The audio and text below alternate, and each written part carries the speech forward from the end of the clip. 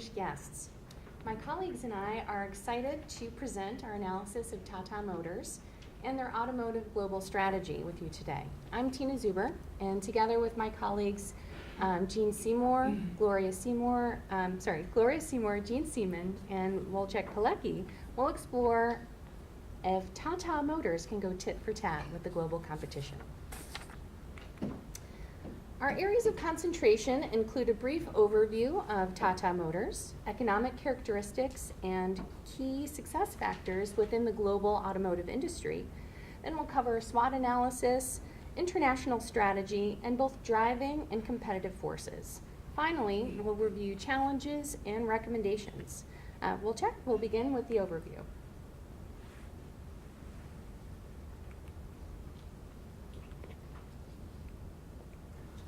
Tata Group has been founded in 1868 in India, and this is most respected corporation of India. But this is what I may scope today. We'll talk about Tata Motors, its subsidiary founded in 1945. Tata Motors is India's largest automobile company. It generated $32.5 billion in 2012. How big it is, it doesn't really matter about the literal size, but what does matter is its market share that defines its strength. It has 14% of market possession in India, and it is third biggest auto manufacturer of the cars in India. It is also the fourth largest bus and truck manufacturer worldwide. It has each day 6.5 million cars moving on the Indian market. It supports Indian community by providing employment for 55,000 people in India. Let's have a look at some characteristics of global automotive industry. Automotive industry is a driving force for development of the economy. By 2014, it is predicted that the sales of cars will reach 72 million units per year, and the economic growth rate will exceed 5%. The scope of competition is global. What does that mean? We have several automakers, leading automakers that have operations in nearly each country of the globe. What is really critical is to state that this is very highly concentrated industry. We have 10 leading auto manufacturers that account for 80% of global sales. In regards to backward vertical integration, there is a shift. More and more stuff is getting outsourced, and basically cooperation between suppliers and auto manufacturers is growing. So as a result, we have backward vertical integration dominating the industry. Global industry as a whole is a leading employer in the world. It directly employs 9 million people, and there is 55 million indirect jobs connected with automobile industry. Another characteristic that is very, very significant for this industry is product differentiation. It is status and image based. Basically, the product within the industry basic product is very similar when you look at each automaker. What is critical now, needs and wants of the customers are making advertisements the driving force for creating the sense of value for each car.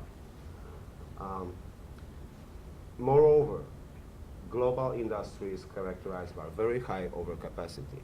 The best example is China. Utilization rate in this country is only at 64%.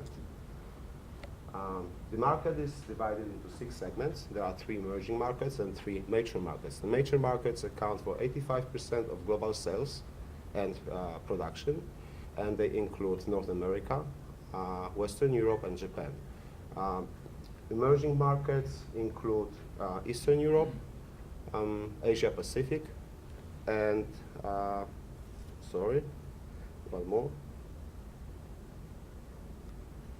and Latin America. Last but not least, we would like to talk briefly about economies of scale. Cost is critical for the industry. So as a result, each manufacturer is striving to capitalize on it. Capital is capital and labor is critical two factors for this industry. Basically, that industry is capital and labor intensive. The bottom line is the high volume is key for the success of each entity, but under only one condition. All the products made have to find their buyers. If the cars are not getting bought, it doesn't really matter how many you produce. So said that, let me give agenda to Tina.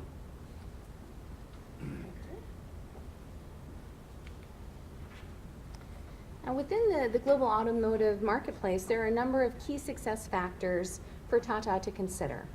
At the very heart of these, you'll see customer focus. This is pretty key because customer focus has the potential to impact a number of these other factors and actually compound their importance within the marketplace. So not only do we need customers to sell our products and want to buy our products, but they can impact some of our decisions about what does our product look like and how do we move forward with our strategy. So for example, we have things like global and regional economies ranging from developed to developing countries, along with customer preference that can impact purchase price and ability to pay certain sticker prices. So this is going to require product choices to suit a variety of budgets. We also look at things like fuel prices. While driven by the auto industry, it has to be monitored within this field so that we can anticipate customer demand for higher degrees of fuel efficiency, and even things like alternate fuel choices. Product options and innovation, this is needed to stay competitive. Obviously, we've got a number of competitors out there, they're innovating, so that's something that is just part of the game. We need to do this in order to be competitive, but it also has to has to mix really well with what customers are asking for and anticipate the next step of product choices. We can also look at things like safety regulations. Government is going to have some regulations that may or may not be, we'll say, subjected to certain regions, and then we'll have things like customer demand for safety and whether or not we have customers that are willing to pay the price of safety. So those are some very important considerations for Tata because it can increase sticker price. We're talking about increasing costs when we're adding safety features. Even supply chain can have a pretty significant impact. They have it's behind the scenes, but it's an overall quality, delivery, and raw material impact that can have a perception to the customer and to the public about what kind of quality will you get with the Tata brand, what kind of price can you anticipate, and if there are supplier price changes, what does that mean to the overall brand image within Tata? So all of these things drive strategy at Tata and other international motor vehicle companies, and they must be carefully considered within their individual strategies. Next, we'll look at the SWOT analysis, beginning with the internal assessment. For this well-established company, there are a number of strengths to their advantage, such as their parent company, really well-known, a long longevity of corporate life, and vast financial resources. Now, even within the Tata Motors themselves, it's a widely recognized brand. They have a fair amount of market penetration, in some segments anyway. They have an existing distribution network that will help them to deliver their products. Their specialized talent has helped them to earn a reputation of providing low-cost products with mass appeal. They also have a really solid foundation for manufacturing quality commercial vehicles. And Tata has very successfully used mergers and acquisitions to their advantage to add high-quality products like Jaguar and Land Rover. From a weakness perspective, and there are a few, and right at the top of the list is a perception at least, of low quality associated with their low-cost products like the Nano. The company has, from a financial perspective, reported low profit margins, largely attributed to high operating costs. Not uncommon in automotive industries, but certainly something to be aware of when you're a low-cost player. And Tata's global penetration is lower than its potential. Next, we'll look at the external assessments. Opportunities are not in short supply, so that's a good thing. The company can continue to expand product sales in its emerging markets and even expand into their presence within developed markets. They can use their brand identity for low-cost options and their acquired high-quality costs to continue to grow their business. They can add to their product portfolio by developing new vehicles. This would give them the ability to satisfy a number of price points and budgets within consumer need. And there's the potential for a quality initiative. Again, if it's something that there's an appetite to pay for that quality initiative. There's certainly also another perspective here, which is, would this help them to overcome some barriers of entry? Certain countries may have regulations in place already, which make it prohibitive for them to look at those countries to expand into. So if they add a quality initiative, this might potentially open up more markets for them. Tata can also leverage their experience with mergers and acquisitions. This could complement some of their needs in product and innovation. And last but not least, on the opportunity side, we'd like to explore the option of a customer loyalty program, which we think could help them not only retain customers, so repeat business, that can have a direct impact on their overall sales, but also with a customer loyalty program, you might see things like a service stream increase. So you could couple those two things together with really concentrating on what the customer's needs are, get them into those locations for sales and service centers more often. On the other hand, we do have some threats to look at. For monitoring those threats, right at the top of the list is change in customer preferences. Just like our key success factors, it's at the heart of any threat, is making sure we satisfy those needs. Certainly we have things like legislation that can impact safety requirements, and even export opportunities. This can have an impact not only to cost and growth within new segments, but certainly something that they need to look at. Rising fuel costs is another consideration here, as we may also have things like environmental restrictions coupled with that could require product changes and again impact price. Tata has the potential to lose out on some business. There are competitors out there with comparable products. So this is an area that they're going to have to closely monitor, see if they want to maintain that low-cost provider position. And certainly another key option is the supply chain. Supply chain within automotive is always going to be a fairly significant factor, and it's no different for Tata. Here we're looking at things like maintaining quality, at least at the level of price that has been negotiated. Making sure that there is delivery of goods so that we can continue to get products out to customers, and certainly avoid any reputation issues with major snafus on the quality or defect side. And last but not least, price war. What we mean by this is when you're a low-cost provider, such as Tata, it's very easy to get into a price war, and there are some competitors out there. We're trying not to compete and lower our price even more in this particular market because the profit margin's low. So they want to make sure that they watch their profit margin. They don't keep lowering that price unless a particular market requires it. They would have to look at the input costs to try and offset that. All right, next up, we have international strategy with Gloria. Okay. Tata Motors' international strategy is a transnational strategy. This is a think global, act local kind of strategy. They have a broad product line of existing products right now, and what they do is choose to sell those products in the appropriate region based on that region's tastes and demographics. For example, we have the Nano product, very low cost, very small, and is sold in markets such as India, which are very crowded, urbanized, and income is slightly lower.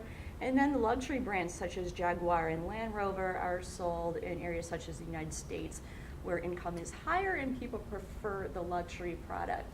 As opposed to other types of international strategies, Tata does not specifically customize each product for each local country. All right, next, Jeannie is going to talk about driving forces. Thank you. Good morning. In researching this portion of our presentation, I relied on KPMG's 2012 Global Automotive Executives Survey to help gain a better understanding of the global auto industry and the driving forces that affect all players in this very highly competitive market. According to this survey, 7 of the top 10 fastest growing manufacturers are from emerging countries, including 4 from China and Tata Motors from India. Volkswagen is expected to remain in the top #1 position, followed by Korea's Hyundai Kia and Germany's premium car maker BMW. The highest ranking U.S. OEM is Ford in 8th place, while GM is expected to have only modest growth. Overcapacity is definitely an issue all automakers are facing. An important area of concern is the fact that global manufacturing capacity is expected to rise significantly over the next 5 years, with China leading the way. This means global auto manufacturing will be overbuilt by 20 to 30% as volume increases to 100 million vehicles by 2016.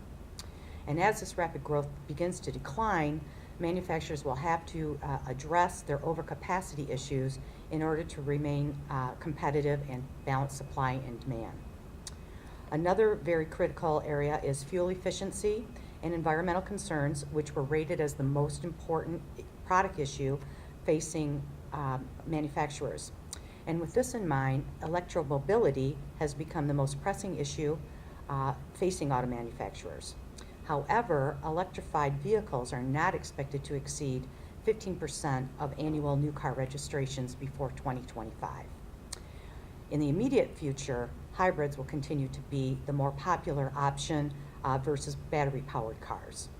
However, over the long run, fuel cell vehicles are expected to be the better option, especially in the BRIC nations.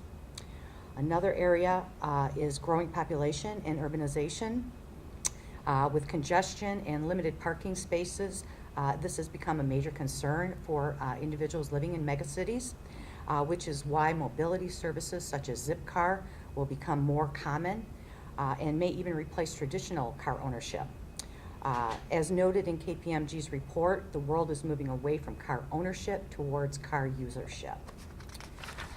Another area, network connected cars are also expected to be on automakers' agendas, with demand for having the same type of connectivity on the road as individuals have at home and in the office.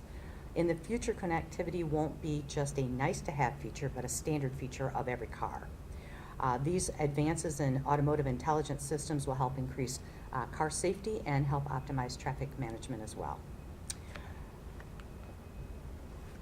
In analyzing Porter's 5 forces for the auto industry, we have determined that the threat of new entrants is low, mainly due to the very high capital requirements for entry into the automotive market.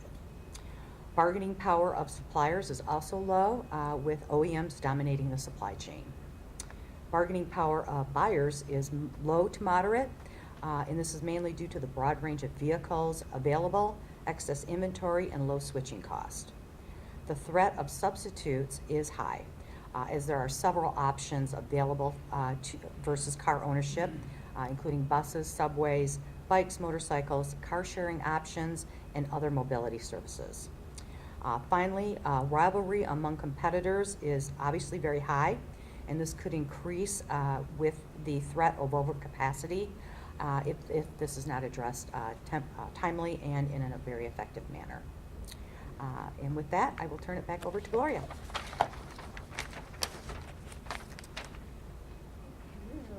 Let's look at Tata's financial ratios. First off, you've got your profit margins, gross profit margin, operating profit. Those numbers are fairly low. You've got gross profit margin just over 30%, and it's actually going down from 2011 to 2012. Operating profit margin and net profit margin are much, much lower, holding steady at 8%. Down at total return on assets and net return on total assets, those are also very low at 9%. Current ratio, you generally want this number to be above 1. However, it's below 1 for Tata. The good news is it's going up from 2011 to 2012. Working capital's in the negative. Tata has no cash. However, going from 2011 to 2012, that number is getting less negative. Finally, because there is no shareholders' equity identified in the financial statements in the case, Tata's debt equals their assets, therefore this ratio is 1. As we saw, the profit margins are very low, and this is due to high costs of operations. Once those are removed and their cost of sales, you're not left with much profit. Current ratio, as I said, you want this to be above 1. Because it's below 1, this indicates that Tata has low liquidity. They cannot quickly convert their assets into cash, nor do they have a lot of cash available on hand. Therefore, meeting their short-term financial obligations is difficult. Finally, if Tata can find a way to decrease their cost of operations, their development costs, their manufacturing costs, then they will see an increase in those profit margin ratios and possibly get some cash on hand. Right, so I'll turn it over to Wojciech for challenges. So what are the challenges that Tata will have to face while entering global market? In our opinion, the biggest challenge is competition and industry consolidation. Market is dominated by a limited number of big auto manufacturers, leaving very little space for newcomers. Tata will have to compete against very strong alliances that are able to capitalize on the economies of scale in regard to cost management. Second challenge is worsening gross profit margin. As you could see from our financial analysis, it's going down. What is the critical thing in that matter is that also the sales are going up. What that means that the operating costs are growing and there is a necessity on improvement in regards to cost management within the organization. Product differentiation within the industry is based on status image, and it does not really make Tata's life any easier. Let's talk about Tata Nano for a second. It's a great car for emerging markets, but in the major markets, unfortunately, it's not meeting customers' expectations. We expect some luxury in those cars, so the car would require substantial upgrades to conform to our needs and wants. Moreover, in regards to domestic market, the disposable income is growing, so it may result in a shift of needs and wants within India, making future purchase decision unfavorable for Tata Motors. Also, Tata brand is not widely recognized on major markets. Their name is not really connected with Jaguar and Land Rover. Personally, I talked to a few people that recently bought Jaguar and asked them if they know that the car is Tata made, and they were not aware of it. So they still identify those two brands with Great Britain. Last but not least, Tata will have to take under consideration global overcapacity, unutilize manufacturing resources, leave a lot of space for those entities to react to any Tata moves on the global market, and those reactions could be increased production, lower price, maintaining the same level of profitability, making almost impossible for Tata to compete in the area of low cost. Said that, I'd like to hand it over to Gloria, and she will present our recommendations.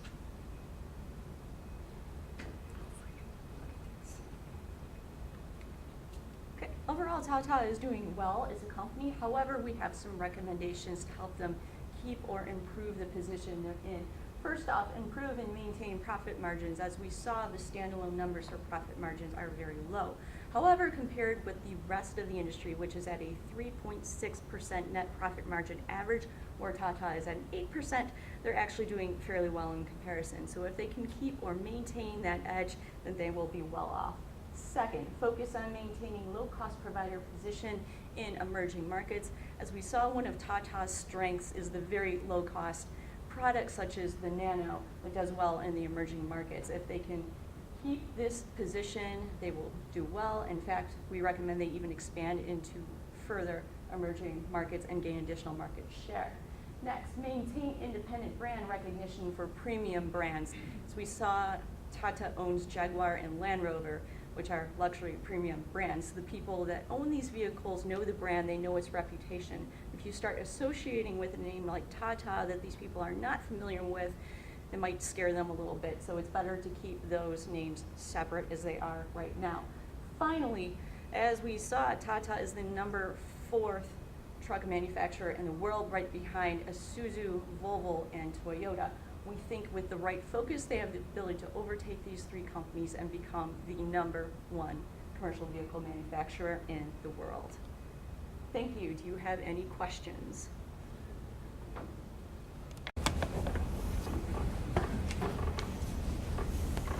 Yes. Go ahead, after you, distinguished sir. No, please. You're the guest. Oh. I just, in China, I noticed China was growing in there. What do you see as far as, what do you attribute China's growth to? And what do you see the future as far as China goes? Their economy is growing, so certainly the middle class is expanding. They have a little bit more purchasing power. They're building infrastructure. So from that perspective, that makes it a potential target for expanding the low-cost option vehicles because they're still not at the same buying power as you might see in a fully developed nation. We think that that's a possibility. There are some challenges with China in trying to sell, say, the Nano, for example, there.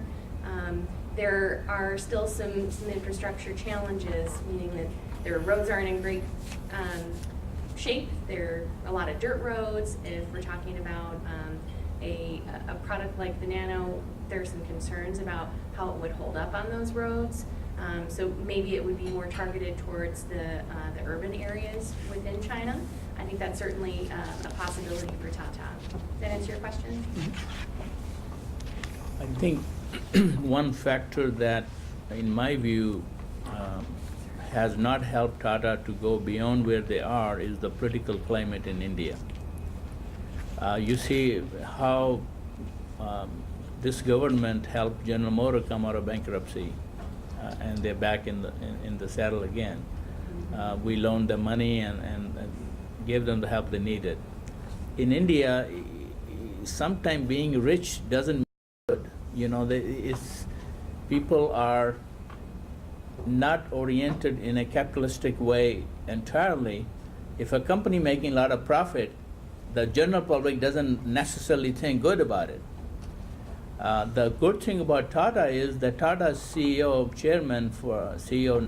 previously, now they have a new one, but the chairman of the board, Ratan Tata, is probably the most admired man in India for his integrity and who he is. He lives very simple. His house is, for his stature, is one of the simplest homes you will ever see in Mumbai.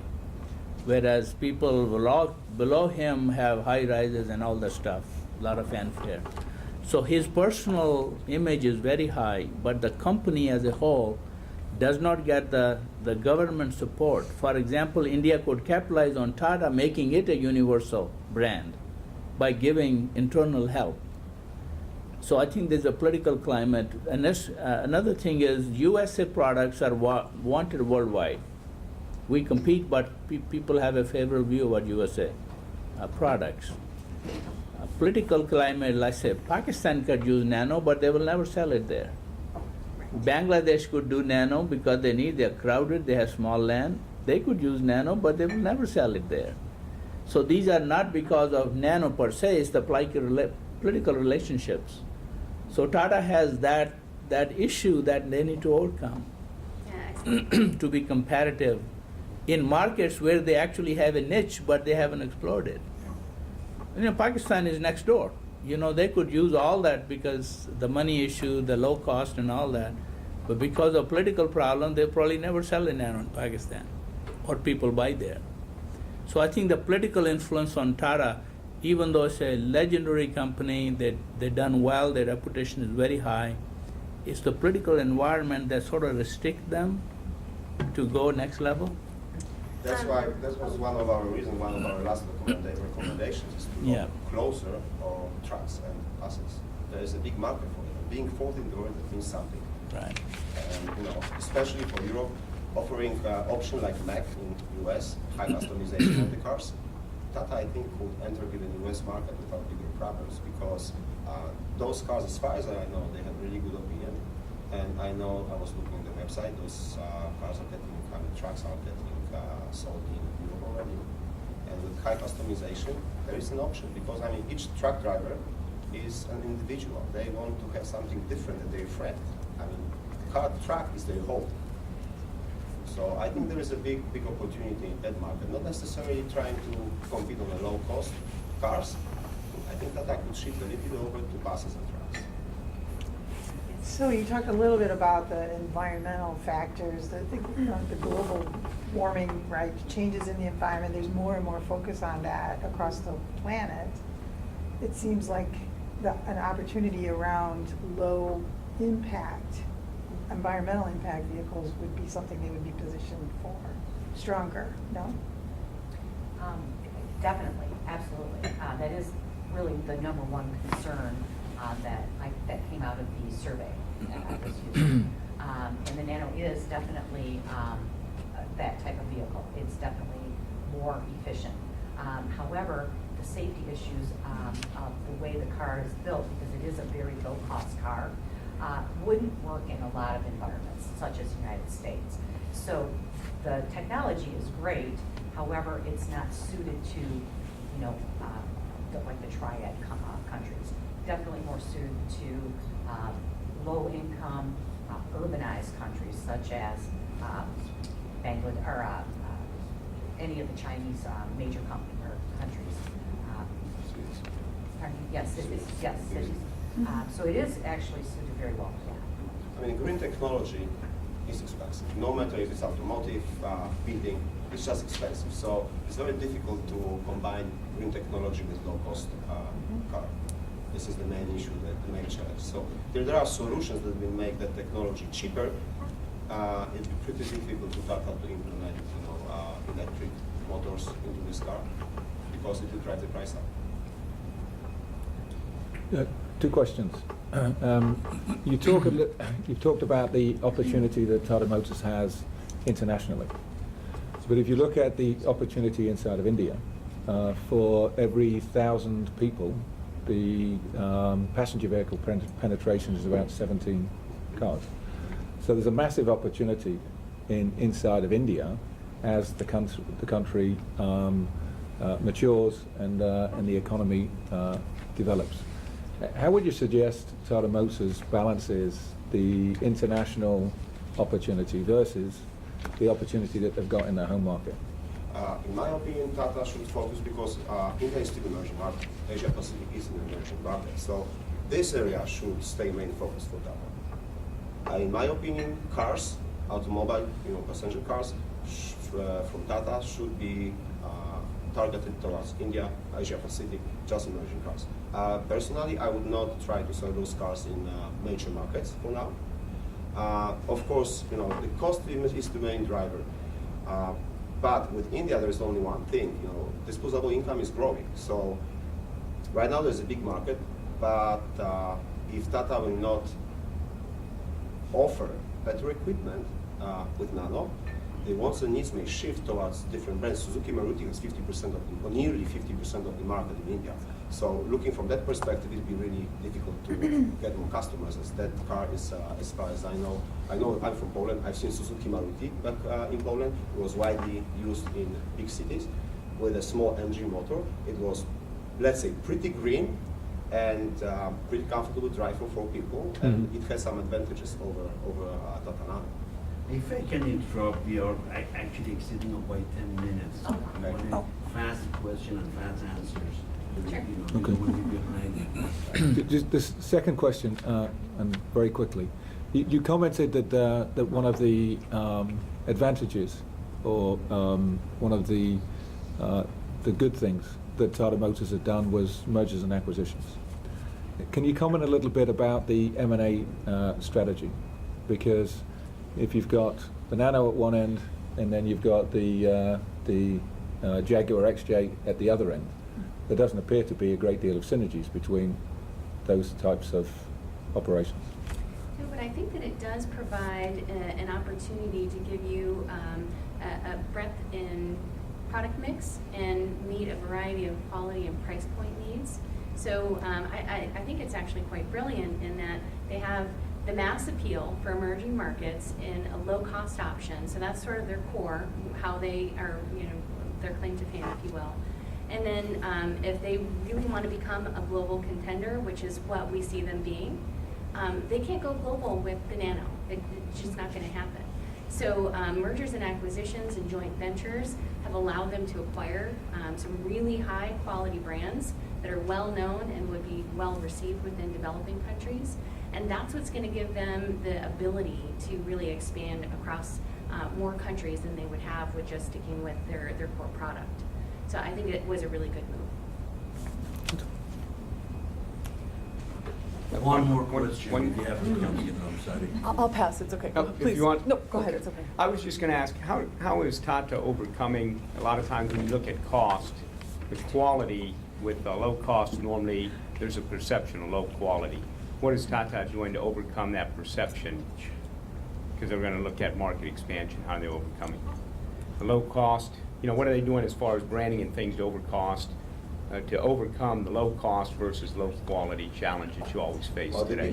in that matter, the biggest challenge, it won't happen right away. Numbers talk. So, I think Tata will have to prove itself. So, publishing the results, the service, how many issues they had within the next 2, 3, 4 years of usage of the car. That's what in Germany is being done. TÜV does it all the time. Each year they publish, what is the rate of issues per each car. And I think it's the best way for Tata to go. Well, Who in prove addition that to the car is good. Absolutely. In addition to that, I would also say that their transnational strategy can be applied to tailor their marketing efforts to the localized areas, even though they're a global company. They can look at how they brand a particular product, like within India. The Nano is actually far safer than what some of the alternatives are, riding on scooters in the open with one or more people on those scooters. I think that's your benefit. You meet the quality of the product to the demand of that market with a transnational strategy, and people will find the benefit. And then where it doesn't mix, we'll have to look at those safety improvements so that we can enter those new markets. And that is exactly what they're doing. They're tailoring the nano options for a particular market. For instance, if they were to bring that into the United States, which could definitely happen, should happen, they'll make them more efficient, they'll make them safer. However, that also increases costs. So there's kind of a give and take there. You referenced that you didn't think that the Nano could go global, and yet with the price point advantage that they've got, it would seem that it would represent a fairly compelling proposition, particularly for the emerging markets. Why do you think it couldn't go global? Major markets is the issue. I think not with the price sticker they have right now. Of course, it could, but not with this price sticker. In Europe, the car cannot be sold without significant upgrades. That's the main. The price, when we say global, we mean Nano at this price they have right now. Of course, it can go global, but to add some equipment to these cars will nearly double the price. Right. And there are legislative restrictions around safety requirements that's our main point on. If you leave the product as is today, there would just be some major barriers to overcome. But if you adapt it to the safety requirements, it would likely increase prices, as Shek mentioned. Just very briefly, I can't resist, I've been wanting to ask this question. Sorry, very, very quickly. Assuming that they did bring safety standards up to par and they were decent in the industrial countries or met safety regulations, what would you suggest for the distribution strategy? How would it be different than what they're currently doing in the emerging markets? Like, how would you suggest that they enter the United States, for example? It would be quite different I because think Walmart would be a great option for them. Honestly, Walmart. Yeah. Oh. It's being done in Europe. Right now, cars are getting sold by dealers within big hypermarkets, and it's a car supermarket. You don't have one brand. You have 5, Online 6, 7 as brands well. within one dealership. So Walmart is an option. It's a low cost. Yep, and you can keep your costs down with online sales as well. There's some trends, even domestically, where we see that in the United States. It's not taken off quite yet, but it would help them keep their costs low and keep the profit margin in check instead of doing dealership models. There's some interesting theories about diaspora marketing, and those two I think could also benefit Tata. Particularly marketing to the biculturals and other segments. So, thank you. Thank you so much. Thank you. Thank you. Morning, ladies and gentlemen. Thank you for spending some time this morning with us. I have the honor of introducing our team. We have Latasha Hyatt, Daphne Joachim, and myself, Timothy Baylog. So, Henry Ford had an idea of opening up the highways to all mankind. Now, this has been very dominant in the domestic markets, such as the United States, those developed countries has really succeeded in opening up these highways. But in the emerging markets, there's ripe opportunity. Tata sent waves through the world when they introduced that they were going to release a car that's going to be 100,000 rupees, or approximately $2,000 US dollars. A lot of people were interested, how is this possible that a car could be that affordable with all the technology? So really what happens is the question comes down to is, can Tata use this strategy to not only be profitable, but increase profit over time? Talking about the economic characteristics, the global automotive industry hit a great recession in the end of 2008 and early 2009. This impacted the developed regions very heavily because of all the banking. They suffered a lot that way. And the emerging markets really suffered due to the lack of exporting. There's huge political instability in many of the regions, especially in Middle East, India, and in some parts of Asia. With this political instability, it makes it very risky to invest in these regions. So a lot of big investors are very hesitant to go into India and finance a lot of those initiatives. There's also a huge shift in customer demand or consumer demand. They're looking for the new technology, fuel efficiency, and really, the better driving experience. But at the same time, they're really looking for a more cheaper, more affordable automobile. So this puts a lot of strain on the automotive companies trying to, satisfy all the consumer demands and wants, but trying to keep it so it's profitable and affordable. A big example here is we're looking at the rupee losing value. So this graph here shows that since 1999, the value of the rupee has been declining against the four major currencies. That's the US dollars, the British pound, the euro, and the Japanese yen. This has been consistent. It's been kind of rising and falling, but the trend line shows that it's been constantly losing value. This red box here kind of shows when the global recession was taking place, so you can kind of have an idea of the shifts that happened due to that recession. The next part here is there's a lot of fluctuation in the crude oil prices. We can see it trending upward before the recession, and as soon as the global recession hit, it went from $138 all the way down to $41 in a matter of months. And now, since the recession, things have been starting to go up, so companies need to make sure they adjust and make sure that they are profitable and have that fuel efficiency so the gas prices don't gouge their customers. Next, we're going to take it into the driving forces with Daphne. Thank you, Tim. Good morning, everyone. Did you have to say? Just good morning. Good morning. These are the driving forces of the global motor vehicle industry. They impact the growth of the industry, its products, and its future. The most important driving force is the economy. The economy is an indicator of customers' disposable income, the interest rates that will be paid, and it affects the decisions that the company will make, such as whether to invest or what volume to produce. The economy affects all of the driving forces. The other one that I'll mention is the mission or vision of a company.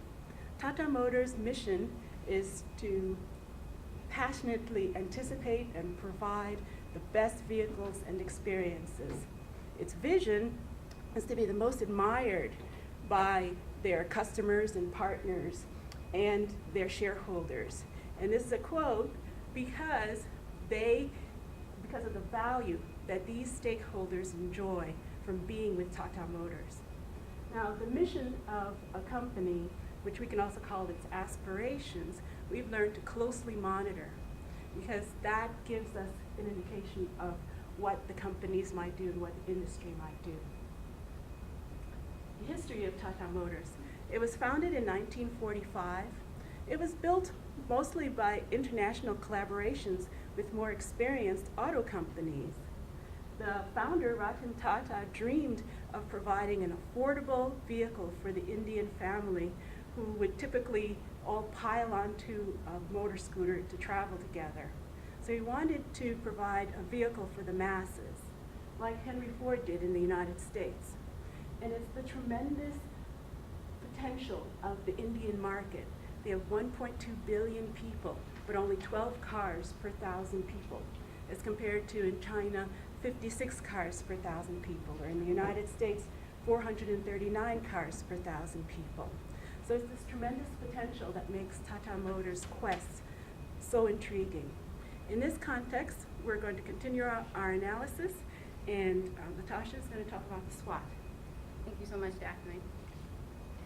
Here we have a SWOT analysis for Tata Motors, of which I'm going to just go over some of the highlights. So if we start at the strengths, one of their biggest strengths is their diverse product offering. Followed by that is also their established global partnerships, which seems to be really important. On the other hand, when we look at their weaknesses, two main weaknesses stand out. First, they have a heavy dependence on growth through acquisitions and joint ventures. And then the second is that even though here in the developed world, the price of their products would be considered cheap, even in emerging markets, the price of their products still remain out of reach for most of the emerging population. So moving on to the right-hand side, outside of the organization, one opportunity is the rising economies, which is naturally going to increase demand and be very favorable to Tata Motors. And the second is highway construction, so a lot of urban and rural projects going on in India and other places around the world. So finally, when we move on to their threats, there's really two main ones. The first is around the existing competition. So other automakers are also expanding globally, which is a threat. And then finally, it's around the Tata brand itself. So the brand recognition and reputation outside of India and other places around the globe. So as we move on to their international strategy, Tata Motors is currently using a transnational, also known as Think Global, Act Local. So on the left-hand side, you have three characteristics of a transnational strategy. The first is local responsiveness and global integration. The Tata Nano is a perfect example of that. It's growing out of local need for an ultra-low-cost car, which they've been able to adopt in other emerging markets around the globe. Moving on, Tata Motors also uses customer relationship management software, which allows them to better serve their customers and also understand where their capabilities and resources need to be shared. And then finally, having a transnational strategy allows Tata to have the benefits of flexible coordination, which they certainly take advantage of through the use of their joint ventures as well as their manufacturing plants, which they are strategically located inside of India and other places in the world. Next, Tim is going to review our 5 forces. Thank you very much. All right, looking at the industry and the global automotive 5 forces, the threats that they might face, the two that pose the least threat are the suppliers and the substitutes. We list the suppliers as a low threat because the suppliers have a very low bargaining power against the OEMs. And there's also a very commonized parts that are among all the vehicles, such as the oil filters, windshield wipers. Every vehicle has them or needs them. So there are very standard parts, so the cost will go down there. Substitutes we have more as a medium threat because there are a lot of alternatives, especially in India, to transport, whether that be buses, walking, mopeds, etc. So, but the reason why it's a medium threat is because there is no vehicle out there that gives a personal utility of owning your own car, getting to where you want to be at your own time, at your own leisure, and especially the transportation. So. There's the utility of the vehicle that outweighs some of the pros and cons of some of the other alternatives there. Some of the high threats that Tata and other global companies are going to face are the rivals, new entry, and the buyers. The rivals are a high threat due to intense global rivalry. There are many car companies out there, especially with the larger companies like Ford, GM, and Volkswagen. They're all looking to go global, and they're bringing their cars into that market. So the threat in these emerging countries is that everyone's trying to get in there and be the big dog on campus first. So there's a huge development there. Another huge threat is the new entry. There's the very substantial investment required to manufacturing your own automotive vehicles. It takes millions and millions of dollars before you even sell a single product to a customer. And the strategic alliances that many companies are forming with big business in different parts of the country to allow their products to get there. All these companies that have the reputation and the money to reach out to these alliances and are really forming those tight bonds early and often. The buyers are also a high threat due to the low switching costs, especially when you're looking at the Tata Nano with its low purchasing price. There's really a lot of opportunities for people to look at different vehicles. There's those kind of issues, and also looking at fleet sales a company that chooses to go with the fleet, they're buying products in bulk. So if they choose one company over the other, that's a lot of sales that they're losing. Now we're going to switch it over to the key success factors with Daphne. Thank you, Tim. These are the key success factors for the global motor vehicle industry. To do well, a firm must provide quality at a level that will keep its warranty costs low.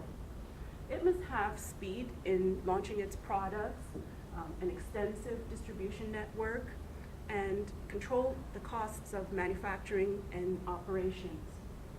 It should provide safe, fuel-efficient vehicles and help its customers obtain financing.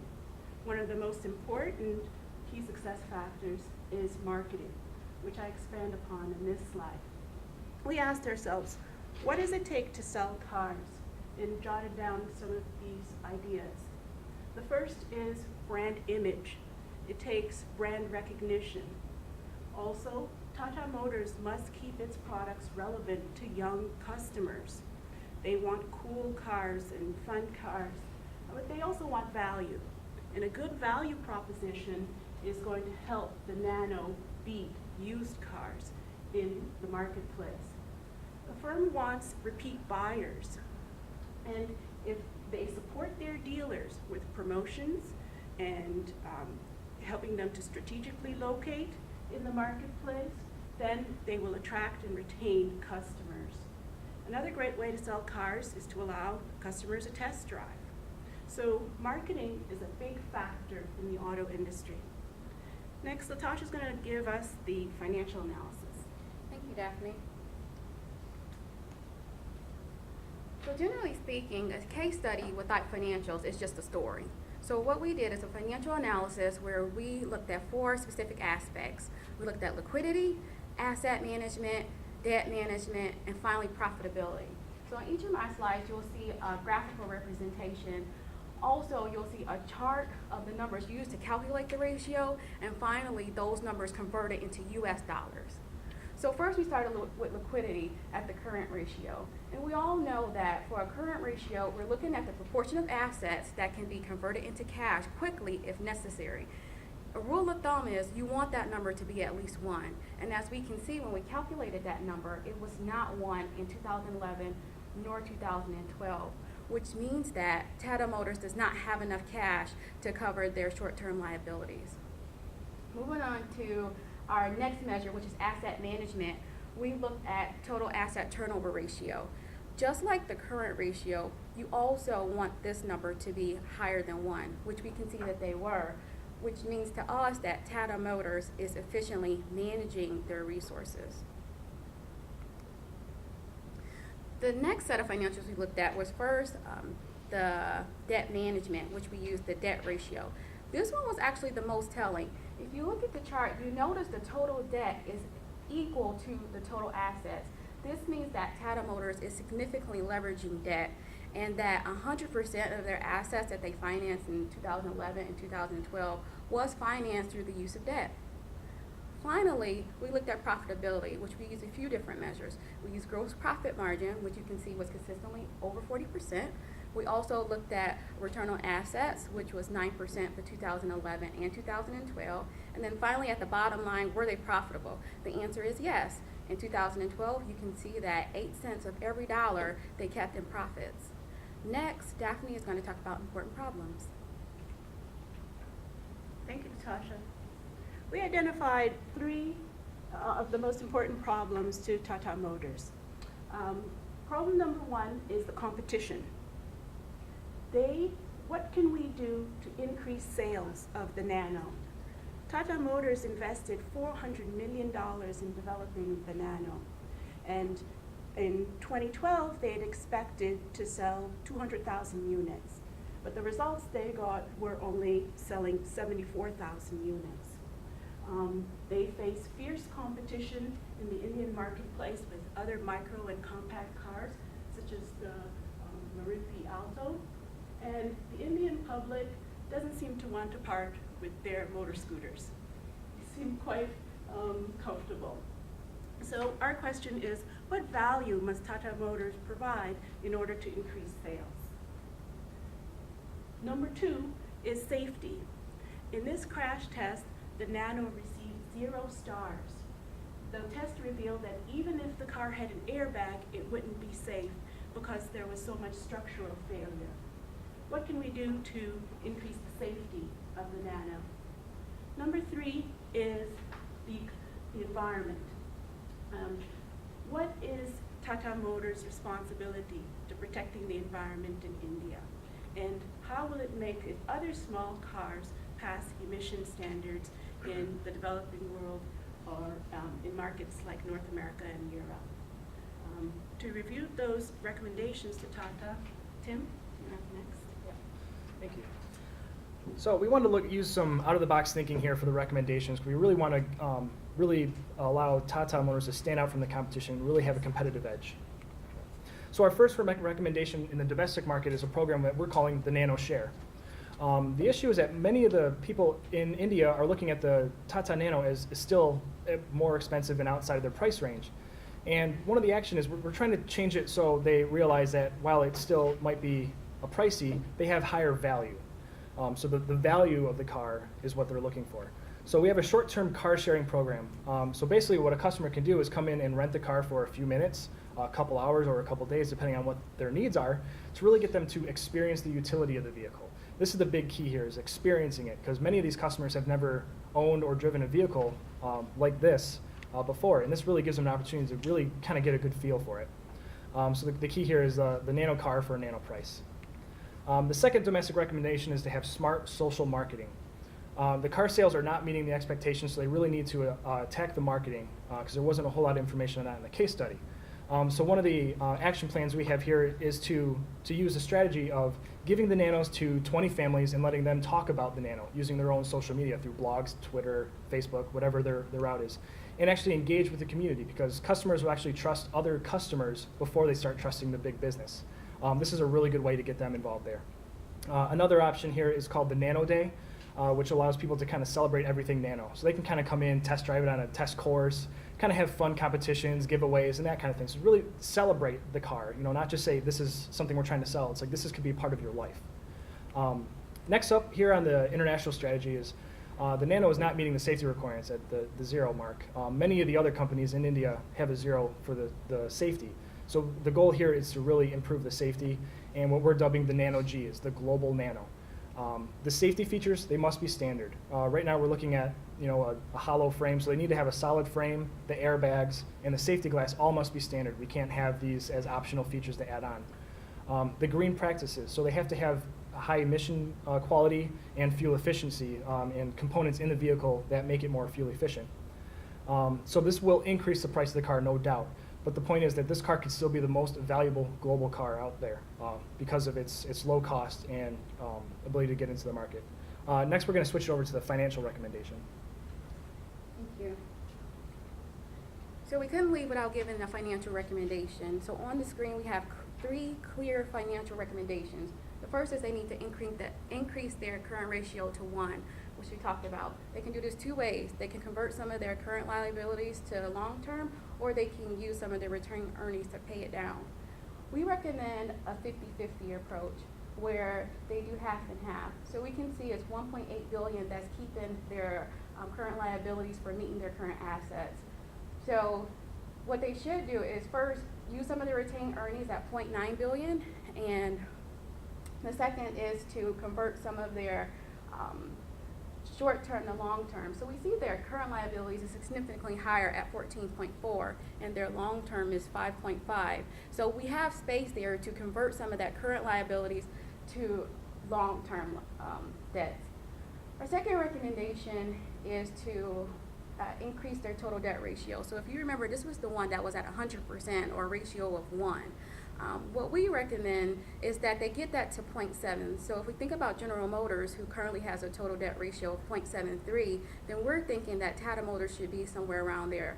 But you can't get there overnight. So we have a 7-year action plan to gradually decrease that debt to an end goal of 0.7. And then finally, our last recommendation is we think that Tata Motors, they need to invest in currency hedging. So here, what we can see is that, Tata is a global company, and that makes them more susceptible to foreign exchange fluctuations. It wasn't a bad thing in 2011. We can see that because of that fluctuation, they gained $51.5 million. But if you go a year later, they lost $128 million. So had they invested in currency hedging, they could have minimized their risk. So of course it wouldn't have been as important in 2011, but you never know how it's going to go. But it's really in 2012 where they would have minimized that impact and not lost as significantly. So going back to the opening statement where Tim said, can Tata Motors increase profits? The answer is yes, absolutely. They have the capability, they have the resources. We gave them an international strategy, a domestic strategy, and we also gave them an action plan to make their financials more attractive. What questions do you have for us? Start with Janet. I think you were the last one. Thank you. Yes, I really liked the recommendations for the that you talked about with the social marketing and some of the other recommendations. And I had a quick question. I just can't resist asking this, but if Tata did become more global and the safety standards were sufficiently improved, how would you suggest that they distribute into more industrialized countries, or would you even think that that's a possibility? Would you, for example, into the U.S.? I mean, do you think that it would ever be geared toward the U.S., and if so, how could they? Yeah, we don't think the Nano is a car for the U.S., North American, or European market. Okay. It would be decades before it can meet all. We just mentioned two, the safety, but there are so many tiny details that are also standards, and we have really high standards in this market, lots of standards, multiple standards, that they probably will not want to meet with this car. They want to market this car in India, and they do now in various parts of Asia and Africa, and those markets have fewer regulations, and so it would be like a semi-global car that they should develop. And they have other brands, like their Jaguar and Land Rover brand, which is a global car, which is in all of the developed markets as well as anywhere else. And so really they should make this car a regional car. And just one more quick question. In terms of, I know that you mentioned currency hedging, and do you propose to have optimal locations for different purposes in different regions to sort of hedge the currency further? I think so. So in the case study, one of the limitations is it didn't really say if there was a certain currency that really made it more dramatic. So, I mean, if we think of the 80-20 rule, I'm assuming that most of that fluctuation is going to be one region versus the other. So it would make the most sense to only attack the regions that has the highest likelihood, of that volatility. Great, thank you. Very good. Just a couple of questions on the Nano, and I would endorse the comments. I think the social media recommendations and the Nano Share recommendations are very compelling. One of the recommendations you made as far as the product is improving the emissions and safety. How do you suggest that Tata Motors kind of balances the current value proposition with the need to address those two particular concerns? And the reason for asking is that the proposition today is predicated on price, and the market is focused not on other vehicles. It's focused upon the two-wheeler industry. So if you add airbags and you address the emissions, then all of a sudden, you're creeping up the price range. Well, they certainly are, but the Nano is priced the lowest as compared to some of the other cars in the Indian market, which are maybe at $7,000. I think the Nano today is maybe $4,000, $4,600, not the $2,500 anymore. And if they did bring in those features, they would be showing the public value. If they use car sharing, then even though the price is higher and closer to that of some of the other best-selling compact cars, like the Maruti, this car can still have volume in the marketplace. The price will still be higher than many families can afford. But when they need capacity, when they need 4 people to travel together, they might rent a valuable car which has safety features and uses the fuel that they want. If they want diesel, if they want liquid natural gas. And the emissions features are not really what the customers are demanding, but it's what Tata Motors should provide in respect to protecting the Indian environment and saying to the public that, you know, we understand that when more of you, when 20%, when the market grows, we don't want to pollute our environment. So that's part of the value, the fact that they respect the environment is going to add to the value of the car. I think to add to that is, I think there's a significant opportunity in the quality and the safety features because, I mean, even the Ford Figo has a 0 crash test rating. So I think while adding these safety features, it does creep the price up. But I think really stressing the fact that you can be transporting your family safely, safer than the other vehicles in the market, I think that could be a really strong selling point to know that, you know, it's not just because it's cheap, but it's because it's what can protect your family the most. Doesn't that put you in another competitive space though, once you move up there? Price is higher, the value is higher, but you also got more competitors? Well, I think from the case study we're looking at, it's like across the board. I think safety is kind of the second step. Is just getting a vehicle that's drivable, and I just with the opportunity to grow, and with the price point already at the lowest in the industry, I think they have some room to grow or to add some of these safety features in there. Still giving them a competitive edge at the lower price, but it's still it obviously adding the safety features does creep it up. Yeah, and it doesn't matter if we're going to another market. If we're in a market that's more popular, the Nano's not working right now, not the way that it was supposed to, and the slogan of "We have the cheapest car" that doesn't sell cars. We try to talk about the points that do sell cars, and the cheapness, I guess, slogan is not working. So I think they should step up to where the rest of the market is and try to get the Indian market to get more used to using cars by using our car sharing idea. Do you think that the Indian market puts a high value on the environmental impact? Not necessarily, not as much as other countries do, but let's say they start using as many cars as they do in China, they might follow China's lead, which is to have much stricter emissions once they see what's happening with acid rain from diesel emissions and so forth. So it's a different safety culture in all different countries. Right? And also in regards to the environmental, I think this is an opportunity for Tata to look at, you know, what's happened elsewhere in the world and throughout history in the automotive market.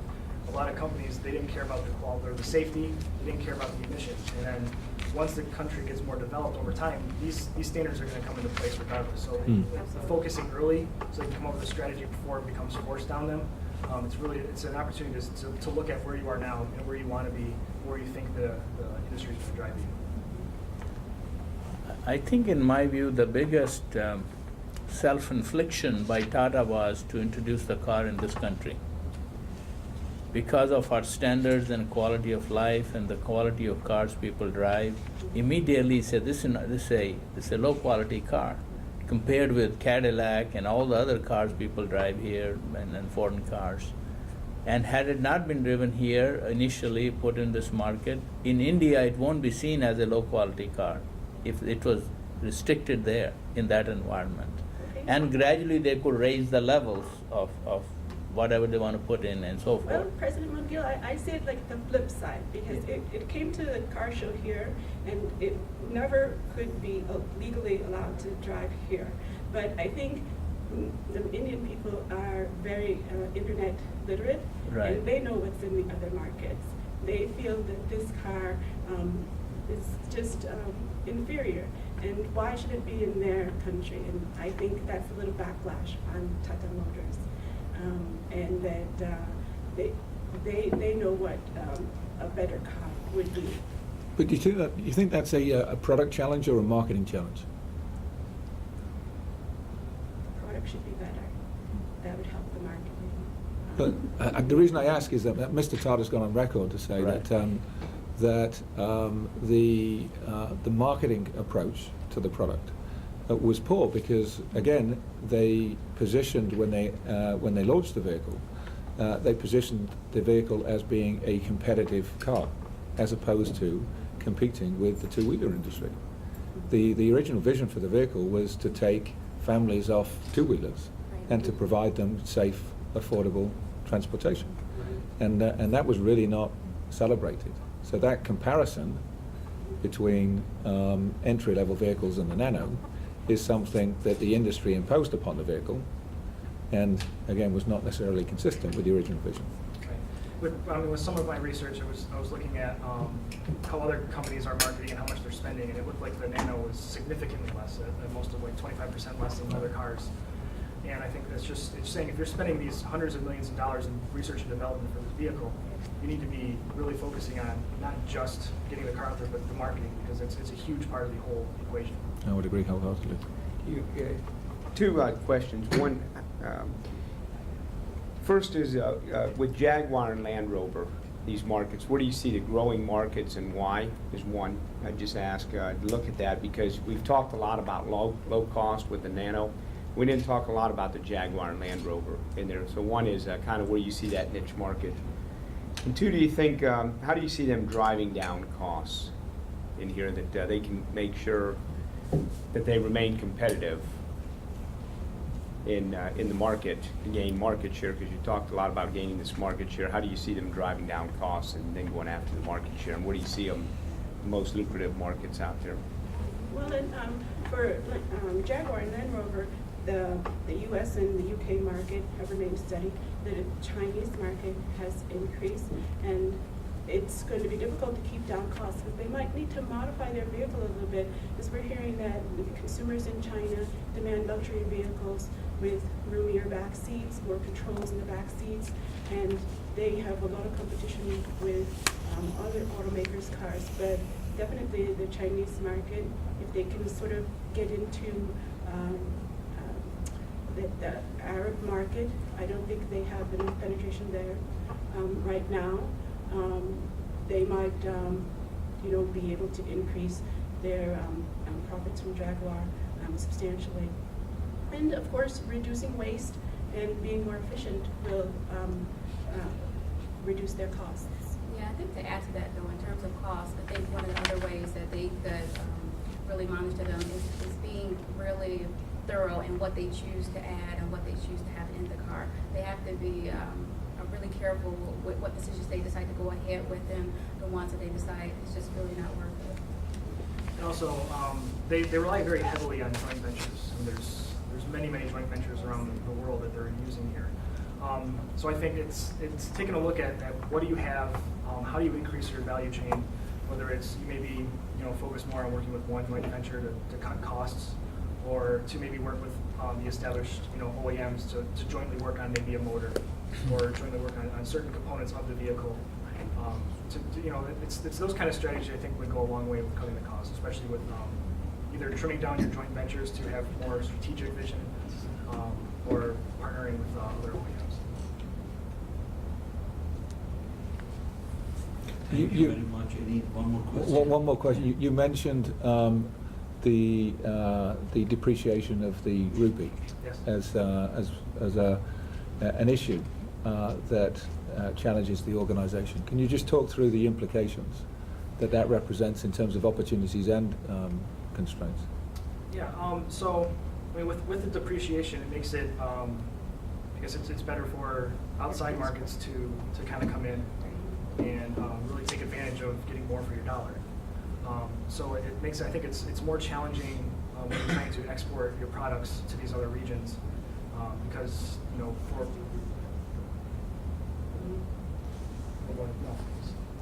Yes, I think what Tim is trying to say is with the depreciation of the rupee, then that means it makes it more expensive for you to go out and purchase things other places where it's more expensive, essentially. So supply chain costs. Of course, absolutely. Go on. especially when you're dealing with joint ventures around the world. It really drives costs. Good. Thank you. All right.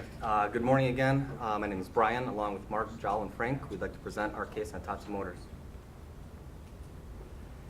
Can Tata become a global competitor in the automotive industry? Here you can see just kind of a quick snapshot of global competition that they face. Currently at around 1.2 million vehicles per year, Tata ranks 16th globally. However, you can see that's still a significant gap from the big three in the global industry at over 9 million vehicles a year. Looking at the agenda for the case, first we're going to touch on the global automotive industry, the economic characteristics, the key success factors within the industry. Next, we'll take a closer look at Tata Motors, a little bit of the background, the strategies, the financial analysis, and the issues they face. And lastly, we'll make our recommendations for them. Looking at the economic characteristics in the global industry, we see increasing competition. That's between countries as they try to attract new production facilities. It's between companies as they try to grow market share. And all that leads to increased cost competitiveness between the automotive industry players. Next is emerging markets. It's forecasted that emerging markets is going to account for over 50% of the global capacity share. So obviously that's the strategic area that companies are fighting to expand in. Next characteristic is localization. That's driven by high tariffs, the fluctuating currency that companies face, and the need to localize regionally. That is aided by improved logistics, inventory management, just in time that helps facilitate that. Next is global platforms. You see a lot of the large global OEMs that are going towards single flexible global platforms that allows reduced development cost and also allows for speed to market to expand a vehicle platform globally. And then last, legislation. You see things like the emissions and increasing fuel economy standards that companies need to meet. They need to design around that. There's improved safety requirements that they need to make. Here in the US, we saw that with stability control in 2011 when it was mandated. Also recently, there's been requests for rear visibility requirements starting in 2018. So that's helping shape the auto industry as well. Next are key success factors that are driving the automotive industry. First is international development. Kind of goes back to the globalization, a need to compete globally within the global market, capitalizing on economies of scale. Next, product innovation is another factor we identified.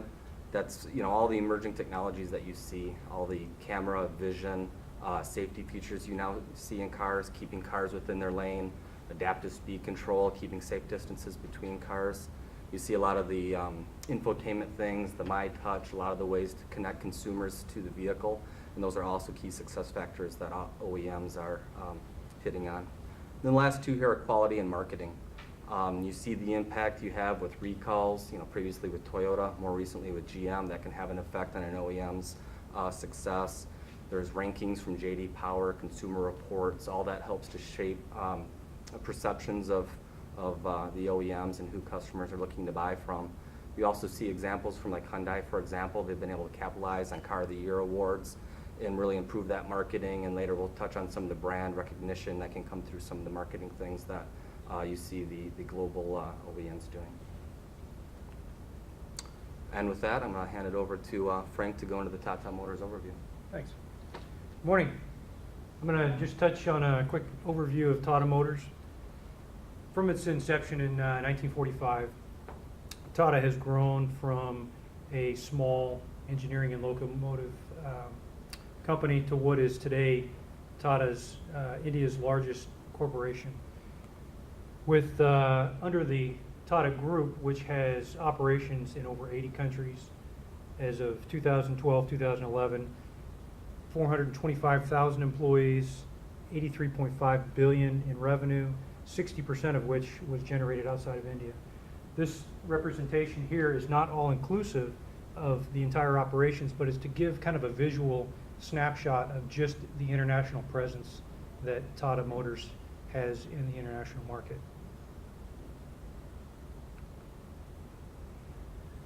When we look at the company strategy, normally you categorize a company based on their characteristics into one of these three categories. We as a team looked at this, and based on the characteristics of Tata, we had a hard time giving a specific category to where this company fell. And what we saw is that it had attributes between both the transnational and the global strategy, depending on where that project fell. On the last slide, you saw so many different ventures and partnerships that kind of defined Tata at that time. And as they continue to grow and innovate, their strategy kind of blends between the two and is likely moving between one or the other. And this is where our group found that they fell at. Very quick look at the automotive industry as a whole. And as you look at the automotive industry, competitive rivalry for the industry is extremely high. Margins are low, competition is very high, it's very tight, and what you see is that there is no exception for Tata Motors domestically and internationally as well. The threat of new entrants is particularly low in the automotive industry, mostly due to high upfront capital requirements. There's many other factors, but this is one we want to just touch on briefly. One of the unique things with Tata is that in India, as well as the other developing nations, there's an extremely low market penetration, and we talked about that briefly up front. And we feel that there is a threat of new entrants from already established automakers that are going to come in and give increased competition. This is particularly true with the relaxation of some protectionist policies, and we see competition from outside international presence in India as well as other developing nations. The last point I want to touch on here is with the threat of substitution, and this is very unique to urban population centers, which is something that India is seeing more and more of, as well as other developing nations. But the threat of substitution for an automobile is mass transportation, could be mopeds, bicycles, walking, that type of thing. That threat falls off significantly once you get outside of that urban population center, but it's certainly something that needs to be factored into their long-term planning and strategy, even though India is looking at development of roads, bridges, those type of things, and a growing infrastructure. As population centers grow in popularity, that will continue to be something they'll have to contend with and look at strategies to contend with that in the future. And with that, I will pass it on to Jal, who's going to walk you through some financial numbers. Good morning, everyone. Looking at the financial analysis for Tata Motors, the first thing I wanted to point out here was the revenue from operations. We have a 35% growth from 2011 to 2012, which is really good. But when we dive deeper into the financial statement, we want to see if this is something that they're able to sustain. Can they sustain this growth? Another thing that we wanted to look into is we were asked to look into, are they able to cover their short-term obligations? And in order to define that, we have to look at their current assets and liabilities. And in 2011 and 2012, you can see that their current assets are lower than the current liabilities, which is important to calculate with the liquidity ratios. This is how we determine if a company is able to meet their short-term obligations. The current ratio is current assets over current liabilities. It shows a firm's ability to pay current liabilities using assets that can be converted to cash in the near term. We want to see a number of 1 or above for a company to do good. A great company will have 2 or above. These numbers of 0.76 and 0.88 are not that great. So working capital is current assets minus current liabilities. It's the capital or the cash available for a firm's day-to-day operations. And this is important for a company because a company needs internal funds in order to fund accounts receivable, expansion of operations, to pay current liabilities in the short term. And we want to see a high number here. We're in the red, we're in the negative, and that's a big red flag. So it puts them in a difficult position to cover their short-term obligations. Now, talking about growth, we're looking at the profitability ratios, gross profit margin, net profit margin, total return on assets. We want to see high numbers and we want to see an upward trend.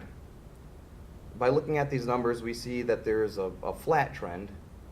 The company's doing good, but they're not doing great.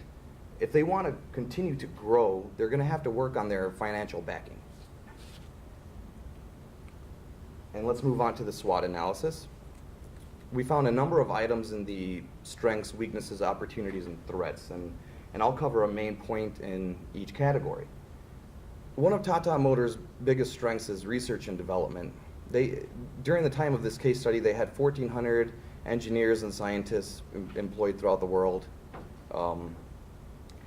And for example, they're really good at increasing fuel efficiencies. That's where their research and development excels in.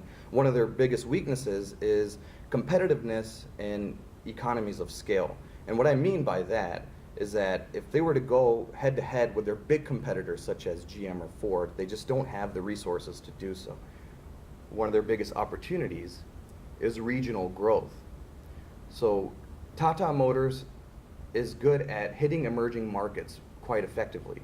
So the fact that India has a growth in road infrastructures, increasing population, and increasing purchasing power is beneficial to the company. That's something that they can take advantage of.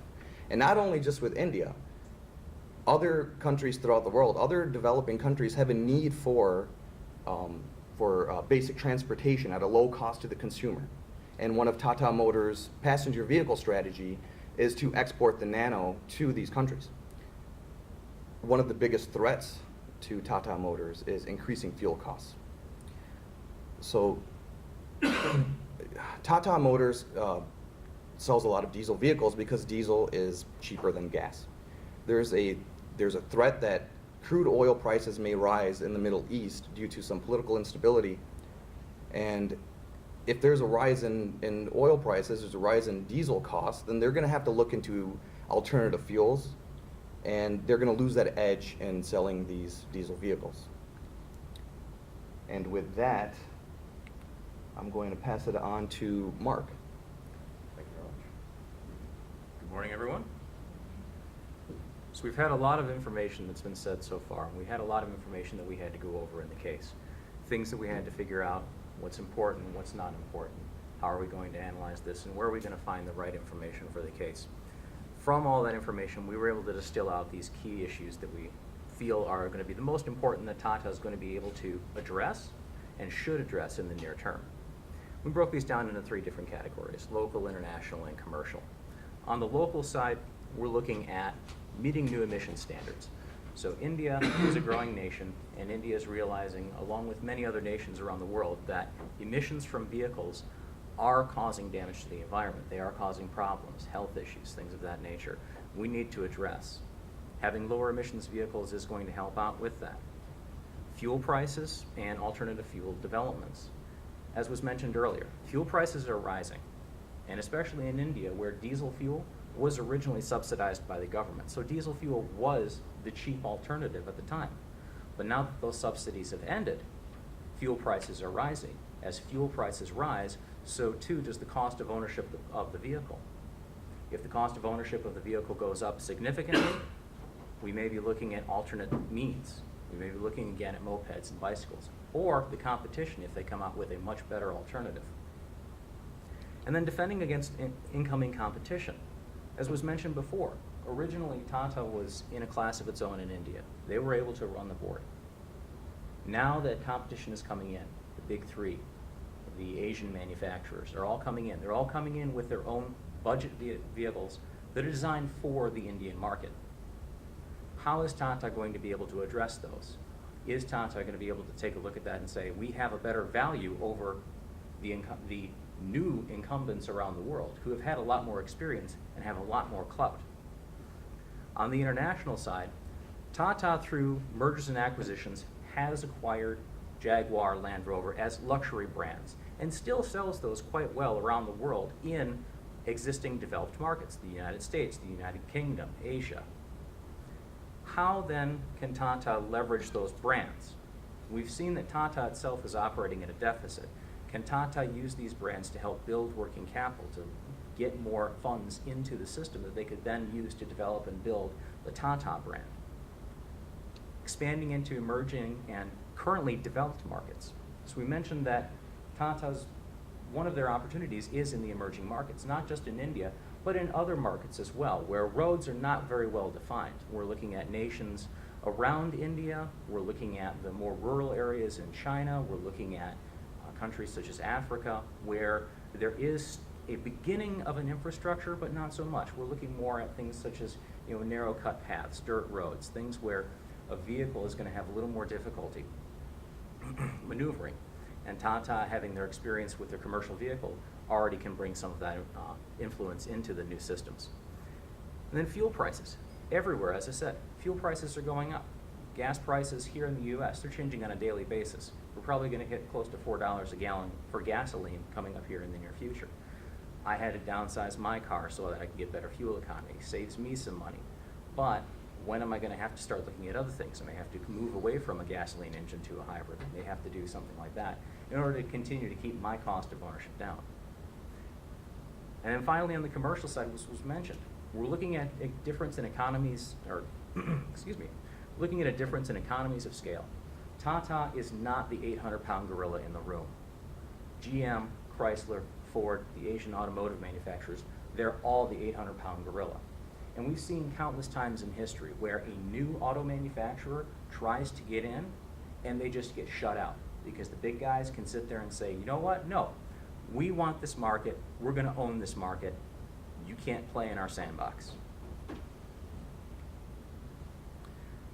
So with the issues addressed, we need to take a look at what are our recommendations. And for that, we're really going to leverage a lot of Tata's research and development, primarily in looking at alternative fuels. So right now, Tata does have some investigation into other fuels such as compressed natural gas and liquid natural gas. They even dabbled with an air-powered car. Could they be going to more hybrid technologies in the future? Things that are going to help save on fuel economy. As well as looking into the new emission standards that are coming out in India, as well as around the world. These are all going to leverage Tata's research and development firms. The brand analysis. Right now, how is the competition being perceived, and how can Tata bring themselves up to that same level? Why do customers go with Ford? Why do customers go with GM? What can Tata do in order to make themselves as marketable as Ford, as GM, to become that next big player in the market? Building on that is just how is the Tata brand itself recognized globally? Sure, it's recognized in the region. Sure, it's recognized in some of the other rural areas. But outside of the industry, how many people really know about Tata? You go to the average person on the street in the US, they don't know who Tata is. How then can we expand the Tata brand? And from that perspective, how then can we leverage the brands that we have in existence, Jaguar and Land Rover? Right now, those two brands are isolated by themselves. A lot of people understand that Jaguar and Land Rover are under the same family, but they don't know who owns them anymore. They don't know that an Indian corporation, Tata, owns Jaguar and Land Rover. How can Tata then leverage those brands to potentially bring in the Tata brand alongside? We have the luxury brands of Jaguar and Land Rover, which sell very well and are very well recognized and respected. And we have Tata, who can now be the economy version of that same quality. And then finally, taking a look at market analysis. We know Tata is very good at expansion through their acquisitions and through joint ventures. And right now, in order to get their vehicles into the US market, into the developed markets, one thing that they can really look at is leveraging the dealer networks that already exist through Jaguar and Land Rover. They can start migrating Tata vehicles in that are targeted specifically for those markets, as I mentioned before, as the economy vehicle, something for the people, not just for the rich upper elite.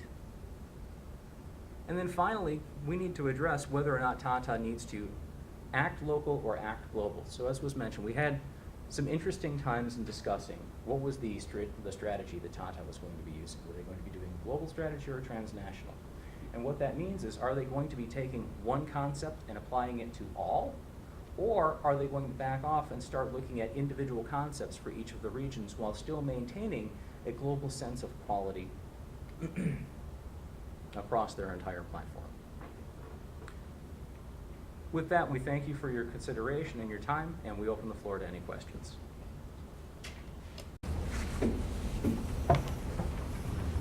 So I was wondering, did you discuss safety at all, or what safety recommendations do you have in addition to the global emissions, et cetera?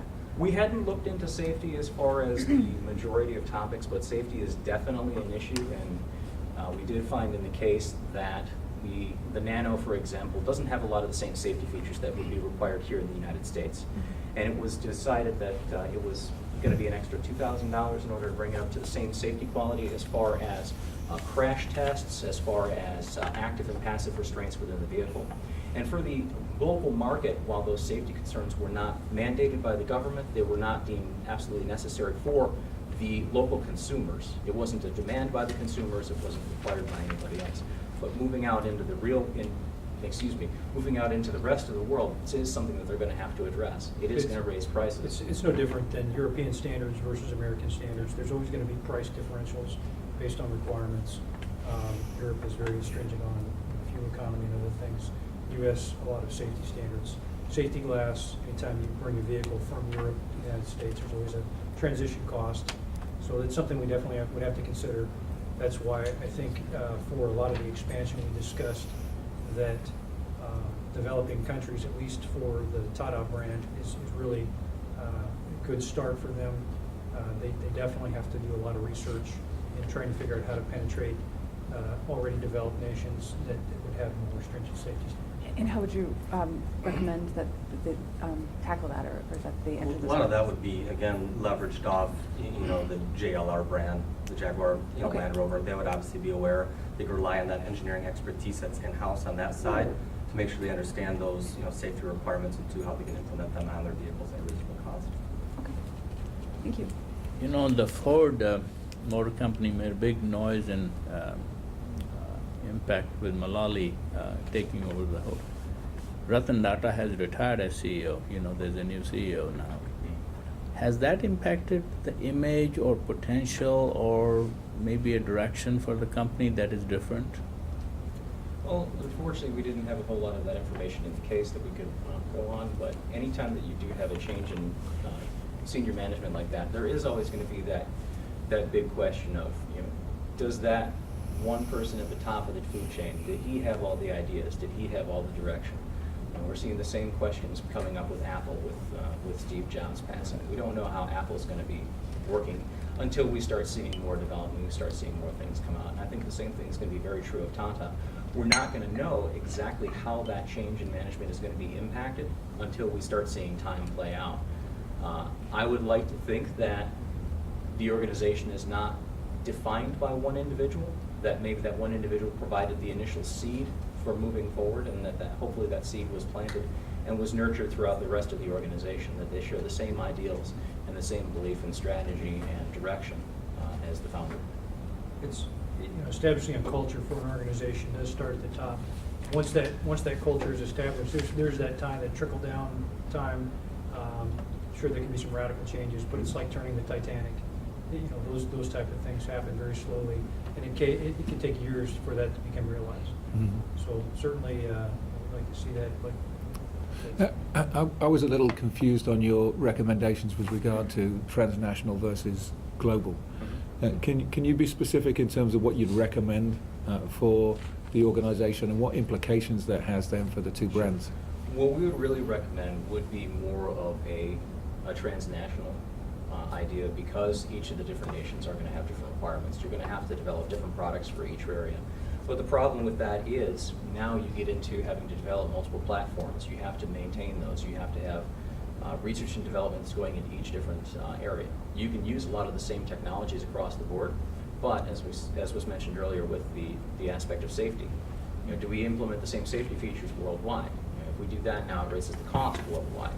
Do we do the same fuel technologies worldwide? Well, that may raise or lower the cost worldwide. Do we do the same advanced features? Do we allow for customers to customize their vehicles to their desire, or do we offer them, you can pick any color as long as it's black, approach that Ford originally had in the beginning? And they need to really take those under consideration.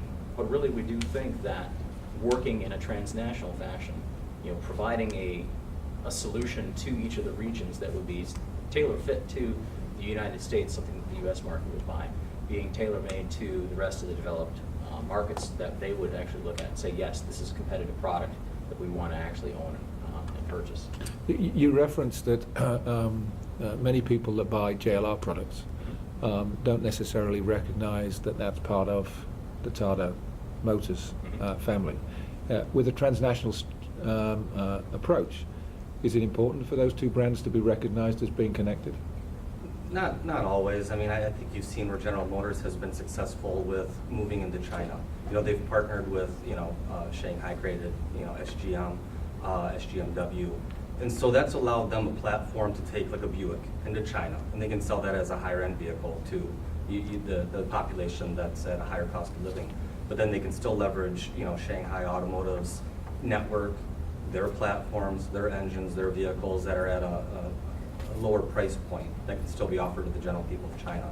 I would say a lot of people outside of, automotive people don't realize that they're together and that they're partners.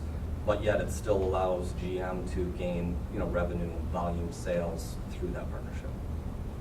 Would you worry that it's going to damage the brands to have that association with Tata, the higher end brands? I think Jaguar and Land Rover's reputation kind of speaks for itself, and it would take some significant, something very significant to soil that brand. I mean, once a reputation is established, you look at their long line of awards and international recognition, I think it stands on its own. But it's certainly something that, we would, if we were to go in any direction, we would want to use that brand reputation to perhaps cultivate Tata's brand, bring that up instead of bringing Jaguar down. That would be the ultimate goal. How we implement that would certainly be something that would take some time to. And you talked realize. about leveraging the dealer network, the existing dealer network. You think that that dealer network is positioned where you would sell Tata or the Nano? In Same countries? Sure, in the same- larger developed countries. Again, if you're trying to make a lower end vehicle that still has mass market appeal, you still need to hit the heavily populated areas. That's where JLR is typically located, whether it's in the UK or US. You've seen something similar, I think, where, Fiat's going to try to leverage where Chrysler, resides, where Fiat's not currently selling vehicles, and it helps give them a little better footprint globally. I just ask, one is, do you think there's any product lines they should divest of, potentially drawing into profitability? And second is, in here, what is Tata, and I'm kind of going back into, what do they want to be known for? We always say brand identity, but in many cases, what is it that Tata comes back as brand identity is their bottom line? Those two. For brand identity, from what we were able to derive from the case, from the Tata's perspective, in the Nano, clearly they're looking at the people's car, and I think that's what they are known for now. Where do they go from there? I'm not really sure that I could make the mark on the wall, but I think that if they continue to go down that same path where their market target is going to be developed nations, that's going to continue to be what it is that it's the affordable car for the average person or for that particular market. How do we tie those together? I'm not really sure. Do you see any product lines at all that you think that they should divest of, that is driving? We talked about the financial piece that would end up driving profitability and at the same time helping day-to-day operations. The case showed, I don't know if the case showed anything relative to what they could strip out. I'm not sure that we really have a message or recommendation at this point. They do have some improvements to make as far as the Nano, as far as getting a return on what they're putting into providing this vehicle. So if they can work on that, it will help with the profitability. Yeah, the case described that the Nano still had not yet reached a point where they had reached an acceptable return for their sales. But based on projected growth patterns and continuing growth in income for India in particular, but other developing nations where you're seeing more and more of the average person being able to afford the car, we don't think that there should be any divestiture. We think that that's going to be a serious, once that really takes hold, there's a lot of projected growth, and I would not recommend any divestiture from the Nano in particular. It said roughly, I think 60% or so of their vehicle volume was comprised of the commercial market. So again, if they want to grow larger globally, it's going to be bringing up that passenger segment, and they're going to have to do it at a, an affordable, cost where they can still sell it and grow that overall, vehicle volume to match the other large global players. I think that's a good point.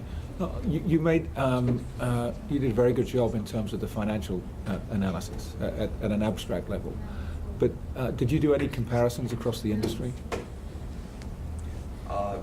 We did not. However, to point out, when you compare them to their bigger competitors such as Ford and GM, I mentioned competitiveness and economies of scale.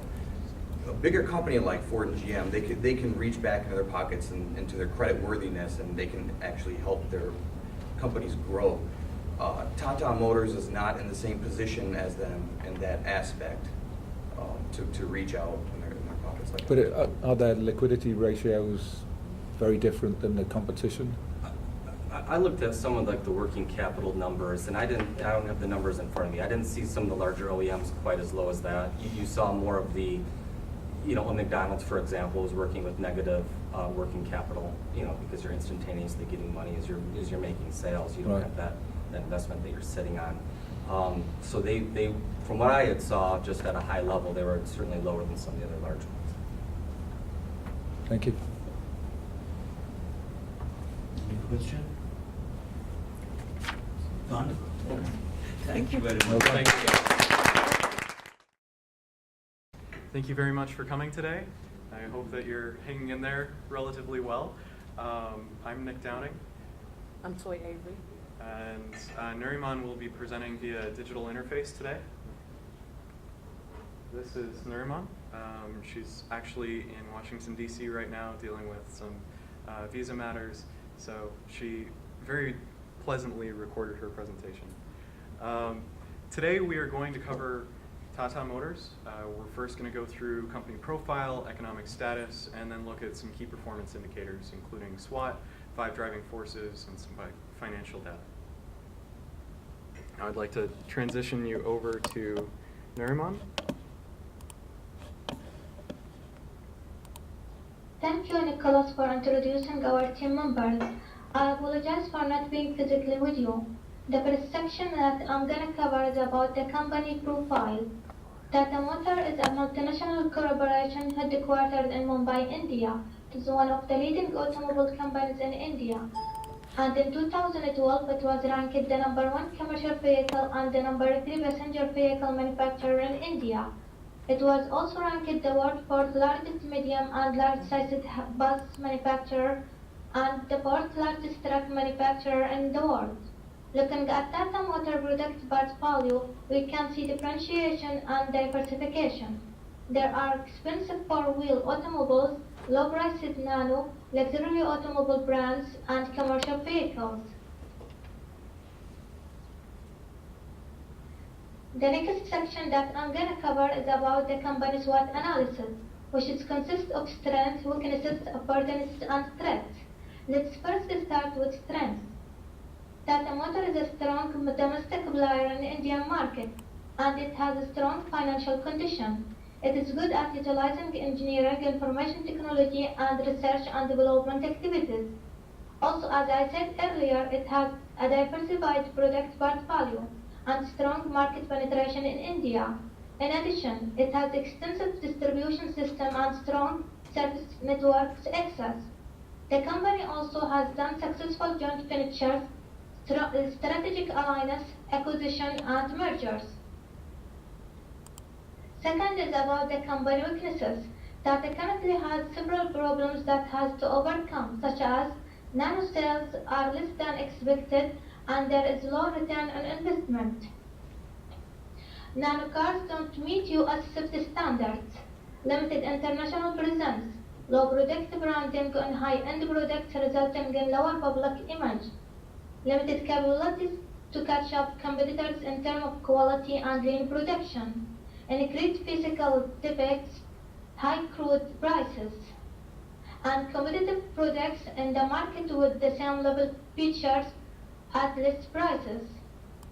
Moving to the next point, which is opportunities that the company can do to compete in the market, like increase the distribution and service, expand more into new geographical areas, working more on joint ventures, strategic alliance, acquisition, and mergers. Invest and explore new technologies, produce unique innovative products and services, leverage customer experience to meet their needs, getting foothold in luxury car segment, greener alternatives to gas guzzlers. Last thing is about the company future threat. Poor economic condition can raise the fuel cost and raw materials cost and also can lead to inflation. The company also would need extra costs for non-sustainable investment in order to compete. There is possible elimination of diesel subsidies in India. This maybe will impact the number of sales in India. The company would also experience significant competition with big car manufacturers, which produce innovative products. Indian government bureaucracy could impose new regulations regarding safety requirements. And also Indian market has become target for global competitors.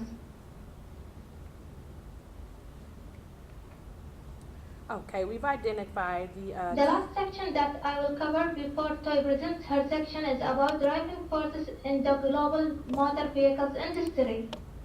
First factor is technology and innovation. We'll be covering her section on that in a later slide. Okay. The key success factors for the automotive industry identified globally were urbanization, road infrastructure growth, disposable income increase, and population growth. Urbanization is important because of the contribution it makes to the economy for any urban area. Also, it was noted that India had one of the fastest, it had 10 of the fastest growing urban areas in the world. Here, the statistics state that it was 31.3% total population with 2.47 growth rate annual change. For growing infrastructure, again, India came in third highest amount of road miles in the world with a 2.5 million miles paved. The case noted that there were urban and rural projects going on with national and state increased pavement of 68,000 miles, and rural areas increased by 255,000 miles. Increased disposable income. This was due in part to an increase in the middle income rising with income taxes lowering, which then made it more affordable for middle class people to be able to afford vehicles. Tata Motors actually looked at the middle class income, which was at the time $4,500 in US, and that was the target price that they went for when they designed the Nano. And then we have the gross domestic per capita income today, which was noted at $1,800 US dollars, I'm sorry. And then we have population growth, which was 7% growth rate forecasted out to 2015. The average age or median age in India was 26 years old, which is also the target group that Tata was looking at for the Nano.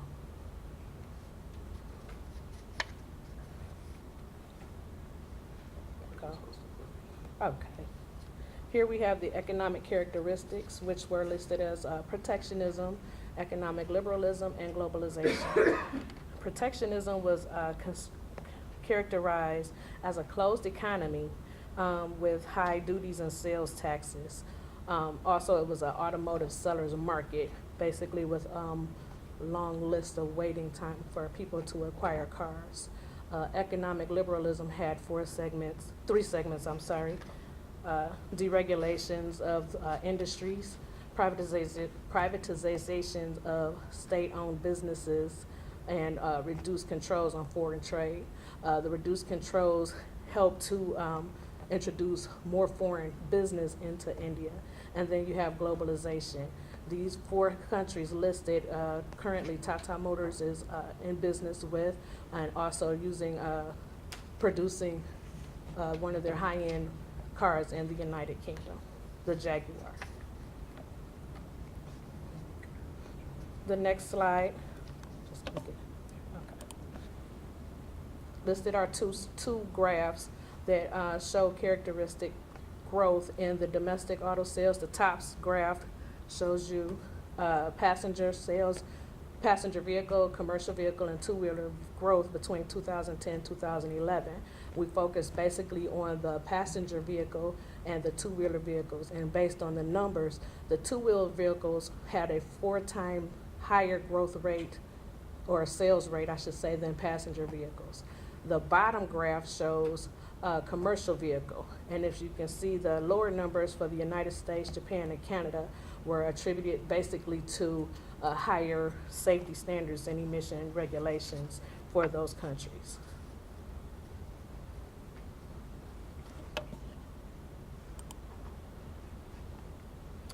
Here we have the international strategy, which we decide that Tata Motors used a multi-domestic strategy, which is think local, act local. We came to this conclusion because they considered gas and diesel burning cars, which they offered diesel because the gas regulations were considerably higher at the time. They considered the base price of the car to fit the middle class versus vice versa, building a car and then just offering to see who could afford it. And then they offered what was called Tata Assured, which was a better sales and networking service network for its customers. They offered a decent alternative to two-wheel transportation, where we see people riding scooters and motorcycles and bikes. They now can get a car and put their family in it more safely than riding forward to a scooter. Then we see the strategy changing to transnational. Here is the think global, act local, where they took the Tata Nano and actually customized it to fit Europe's wants and needs, which they offer Tata Nano Europa. Nick. Thank you very much. So the key thing to think about when we're talking about Tata Nano and the Tata Motors product line is their base philosophy, which is an all-around value including fuel efficiency. They've achieved this through 3 different market sectors, the first of which is commercial vehicles, the second is high-quality products such as Jaguar and Land Rover, and finally the target market for India, which was the Nano. Here we've listed the competition domestically and internationally with a focus on the top 3 competitors, which were Hyundai, Maruti, and Renault.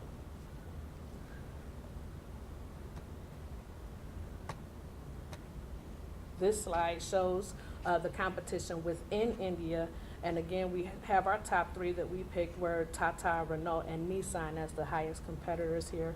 These are just the base prices listed for the cars that they currently have introduced into the market in India as a competition towards Tata, the Nano.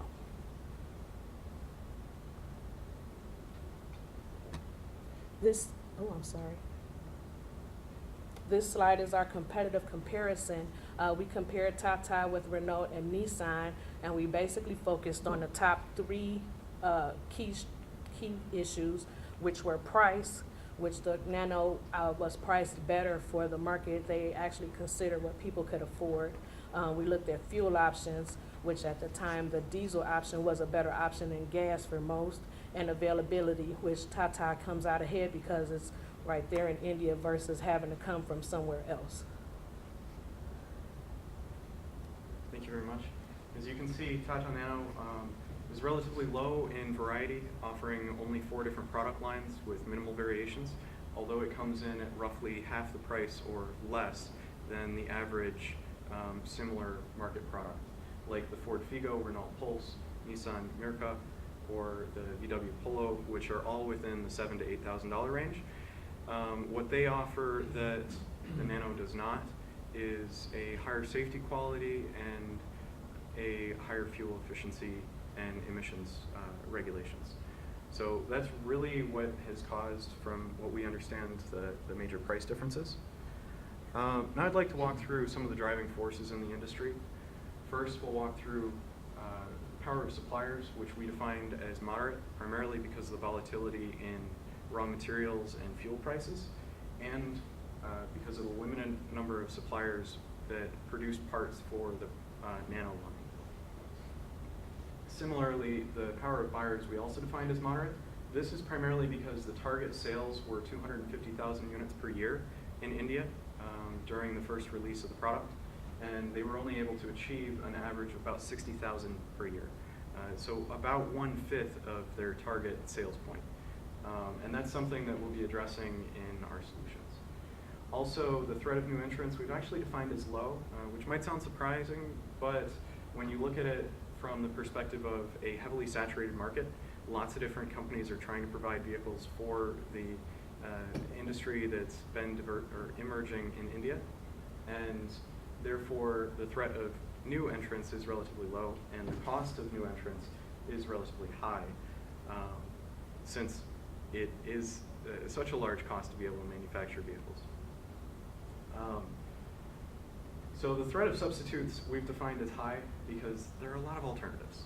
Let's be honest. There's motorcycles, scooters, bicycles, public transit, along with cab services, and that makes it very hard to sell low point price products unless you're offering a much better service for an equal or lower cost. And finally, the competitive rivalry in the industry is pretty moderate because it is a heavily saturated market, as most vehicle markets are worldwide. The only way to be in a vehicle market and target a blue ocean strategy, or or minimal competition, is to create completely new product lines that meet a need or bridge the gap between motorcycles into a higher volume sale. Now I'd like to walk through some of the key financial indicators. First thing I want to point out is the net profit margin at roughly 8%. It's extremely high. It's a good sign. It's the sign of a healthy company. It's not something you see in most automotive companies. You usually see 4, maybe 5% net margin. So that's a really good sign. The current ratio and quick ratios happen to be under 1, which is something you don't usually want to see. It means that they're spending more of their assets, or they have more liabilities than they do of current assets, so it takes a little bit longer to pay off their debt. But with the net profit margin, it's not a huge issue. And then I want to address some of the key issues. These are the things that we're going to try and solve in our suggestions.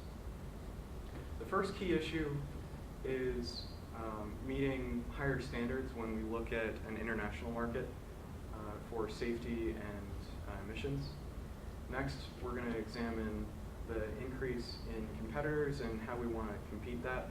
One of the ways that we're looking to compete that is through technological innovation. Another is going to be through financial innovation.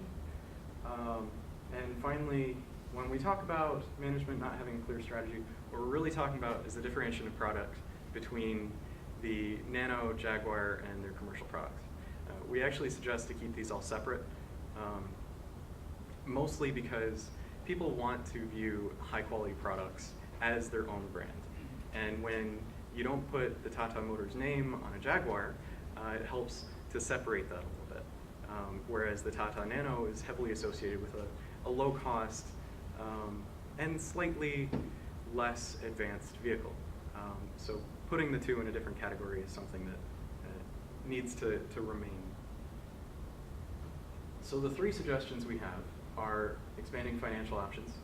We suggest this by adding low lease costs or rental costs, along with having expanded financial payoffs when people purchase the vehicles, like a 10-year payoff plan. Putting it within the right market for Indian consumers or international consumers to be able to pay for it. Next, we want to look at emerging into international markets, and I've got a list of some suggested locations. Primarily, we're looking at Africa, South America, and China, because they still have lower GDP per capita or per household, and they are within the right target range to be able to afford the Nano, whereas they might not be able to afford some of the other products out there.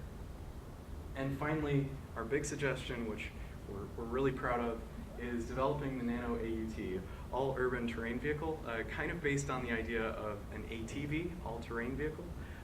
The big difference is that this would come off the existing Nano line, and it would be just the shell with the option for a soft top or absolutely no enclosure. So the big advantages are it would be a four-wheeled vehicle that had the same options and availability as a motorcycle or a scooter without having the additional cost of the hard shell. So some key locations we talked about were South America at about 7,000, lots of Southern American countries with $7,000 to $9,000 GDP per capita, and looking at other places like Indonesia, China at about 6,000, all within the right range. So more detail would need to be done in research in each economy and each location to define which ones within this list are target options. But this is a really good starting point for finding what other economies the product might be valued in. And finally, I want to conclude with questions and also give you a couple ideas of what the Nano AUT would really look like. No doors or a partial shell. The present design has a rebar right in the center that would work as a roll cage, and effectively is a minimal cost solution to bridge the gap between motorcycles and vehicles.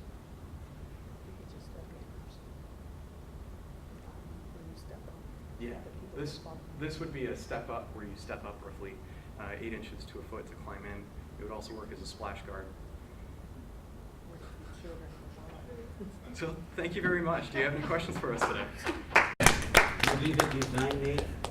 Yeah. I gotta say, earlier we saw a picture of a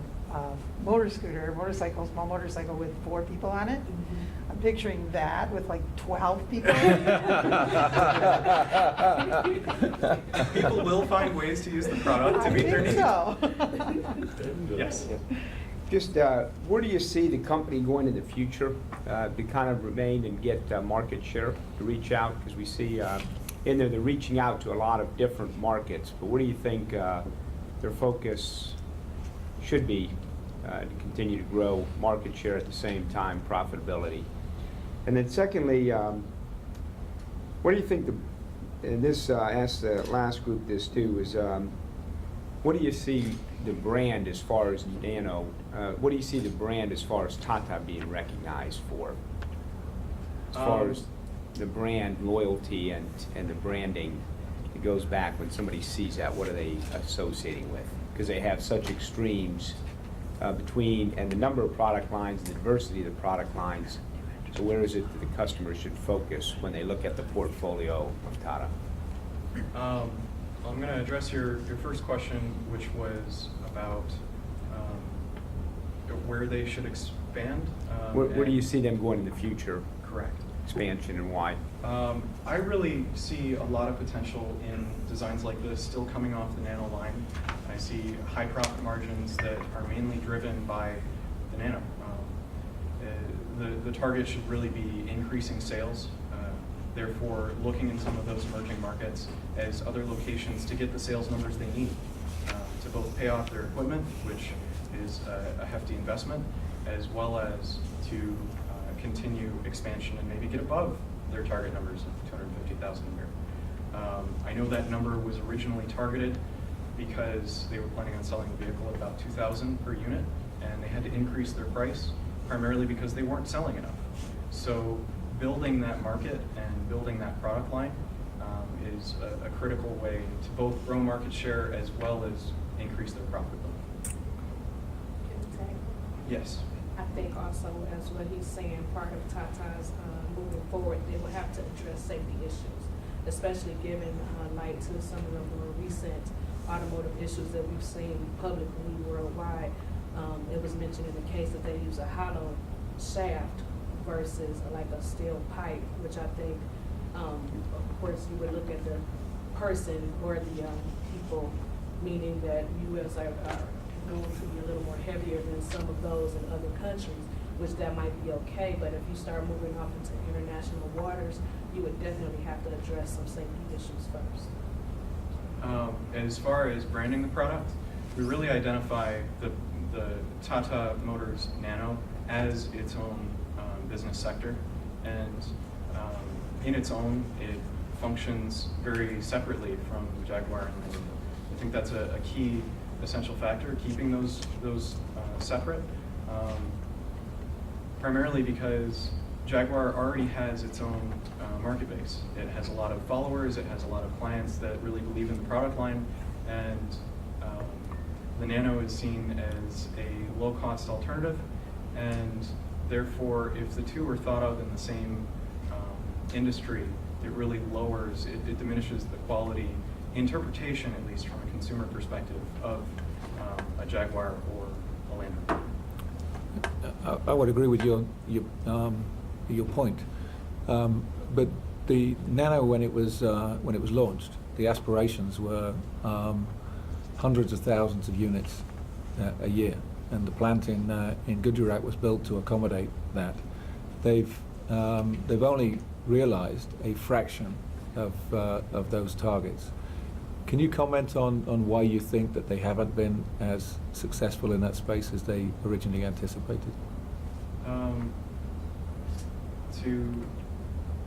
going to ask you a question just to clarify. Is it that the facility was not reaching the manufacturing level they needed, or not reaching the sales? My interpretation is they weren't reaching the sales, not Absolutely, able to manufacture. no question. The capacity's there. Okay.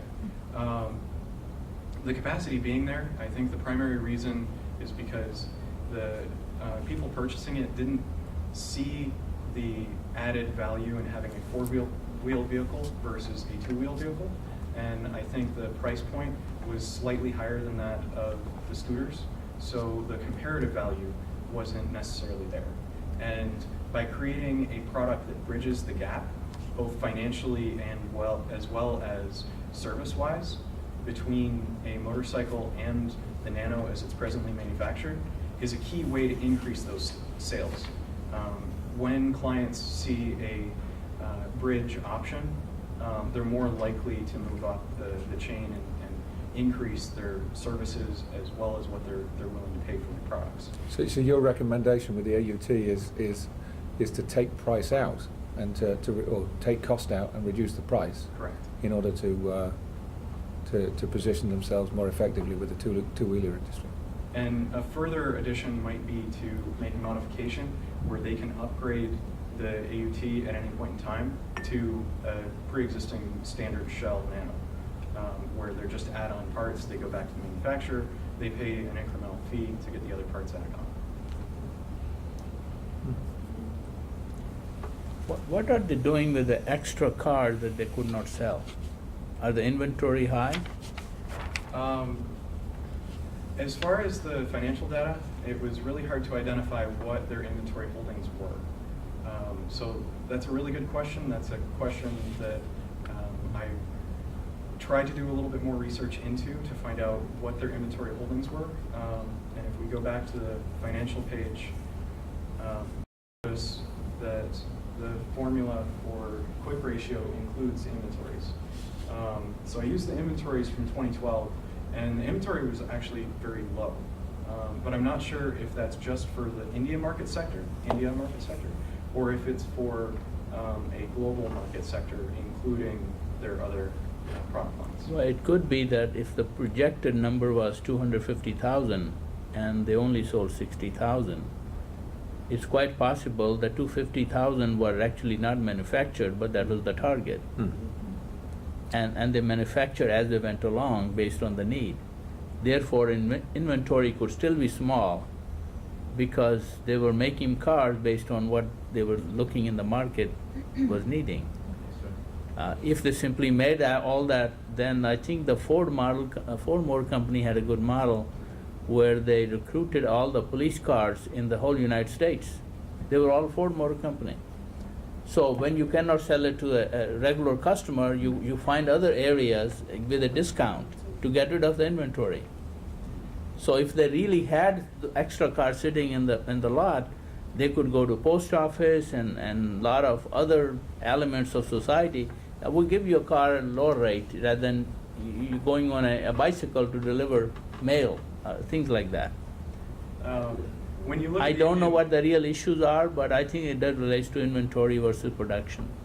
When you look at the Indian economy and you look at the way the people of India perform their daily tasks, they tend to have a lot of integrated manual labor. rickshaws where they're physically carrying people behind their back. Right. And they're looking for those very, very low-cost alternatives because the profits aren't there to be made. And the workers tend to be daily workers or weekly workers. It's not the same kind of infrastructure that we have in the United States. So the assurance of their income ends up being very volatile as well. The other issue, which is very important, let me quickly mention that. People who have money, I grew up in an urban area which is called Manchester of India, Ludhiana in Punjab. They have the highest per capita income in India, that town. It is so congested that all the main markets you cannot drive even a bicycle. They're all blocked. You have to go on foot. There's no room for a car to go in and out. So that's another challenge, that if you live in a suburb, which is the farmland, there are no suburbs like America. Suburb in India is a farmland. There's nothing there. And the industries are going there.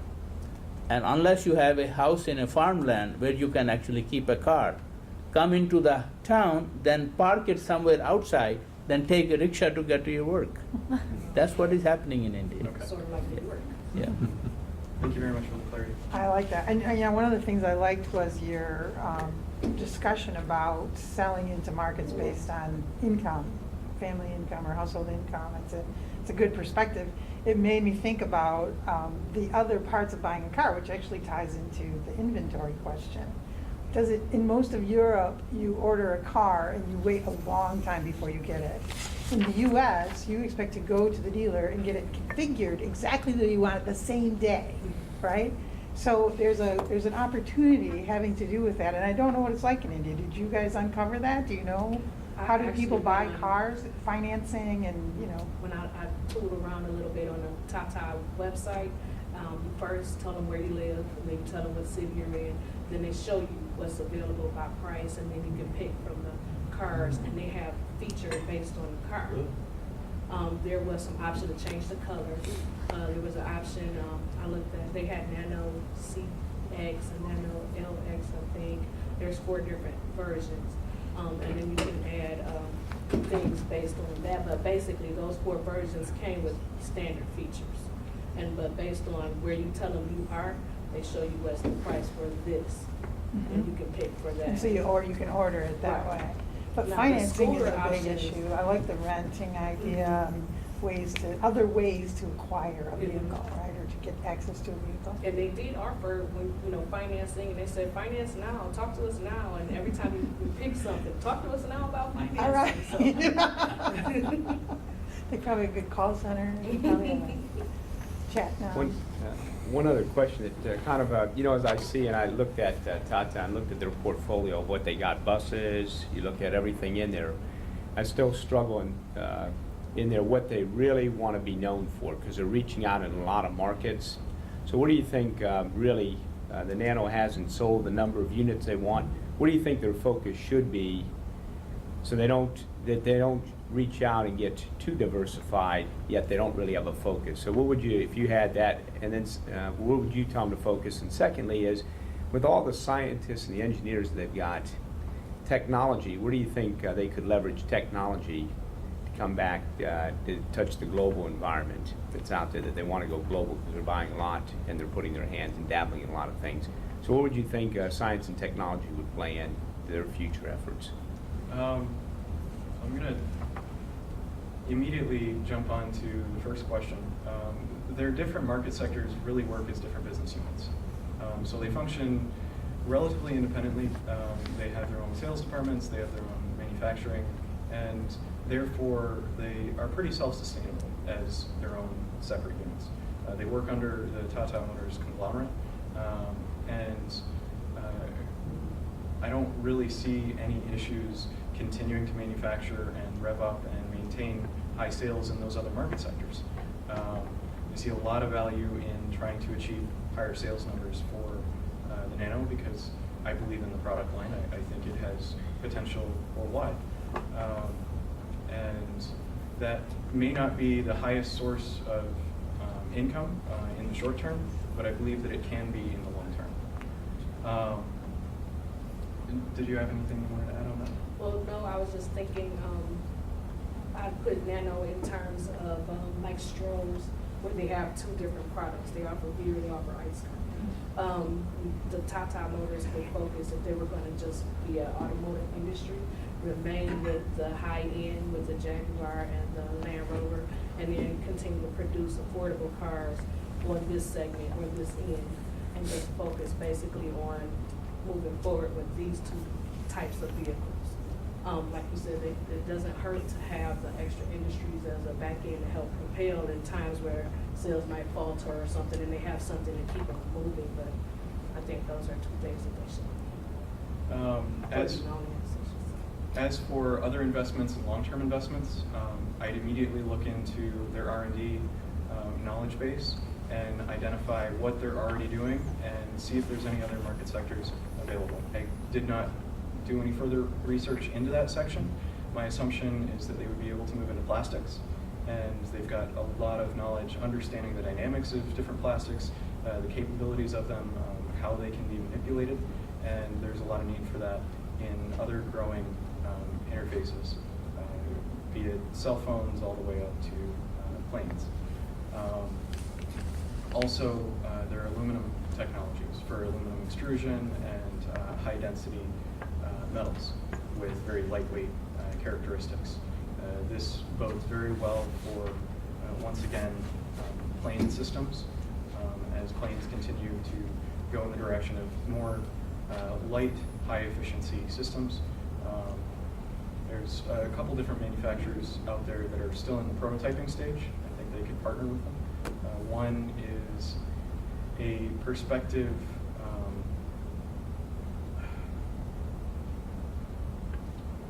hovercraft, for lack of a better description. Forget the company name. Right now they have produced a prototype that can carry about 50 pounds, runs 100% on photovoltaic panels and backup batteries, and is roughly the size of a 4x4 table. I think if they partnered with that as an option, they might either be able to get into drones or people transportation via lightweight, low-cost hovercraft. But that's definitely a stretch. That's in the 15-20-year plan. It's a whole new market sector. As just an idea. Last question. Thank you. Sorry, briefly, I just was wondering what financial recommendations you had to improve their financial position. Well, it's really about making money so they can start to pay down some of their debts. That's my initial thought and solution. Their profit margin is in a great status right now. And that really helps both their quick ratio and their current ratios for their asset to debt liability. Ratan Tata gave $50 million to Harvard recently. It was in the papers all over. That doesn't speak of a company that doesn't have enough cash.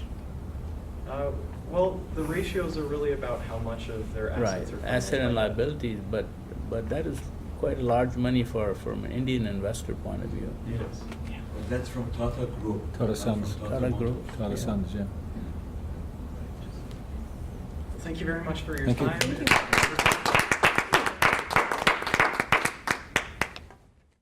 Good morning, everyone. Brandon, Valerie, and myself, Sheila, will be discussing the Tata Motors case study. The agenda for today includes history of Tata Motors, industry analysis, Tata's international strategy, competitive analysis, financial analysis and findings, and recommendations. So Tata began as Tata Engineering and Locomotive. Between 1945 and 2002, they engaged in a wide range of manufacturing endeavors, engineering, locomotive, and transportation. In 2003, Tata Engineering changed their name to Tata Motors Limited. And in 2008, they purchased Land Rover and Jaguar. In 2009, they began marketing the Nano. The Nano, also known as the People's Car, has a $2,250 base price. Tata used the backward design, which means they basically came up with the market price and then they built the vehicle around that price to make it affordable for individuals in developing markets. It was named India's Car of the Year, and it's an affordable substitute for transportation for one or two passengers like the motorcycle and the scooter, in India you would find complete families, 4 and 5 people traveling on scooters and motorcycles. So the Nano provided an excellent substitute for that. Tata began exporting the Nano to developing countries, and they even set up networks of dealerships in these countries.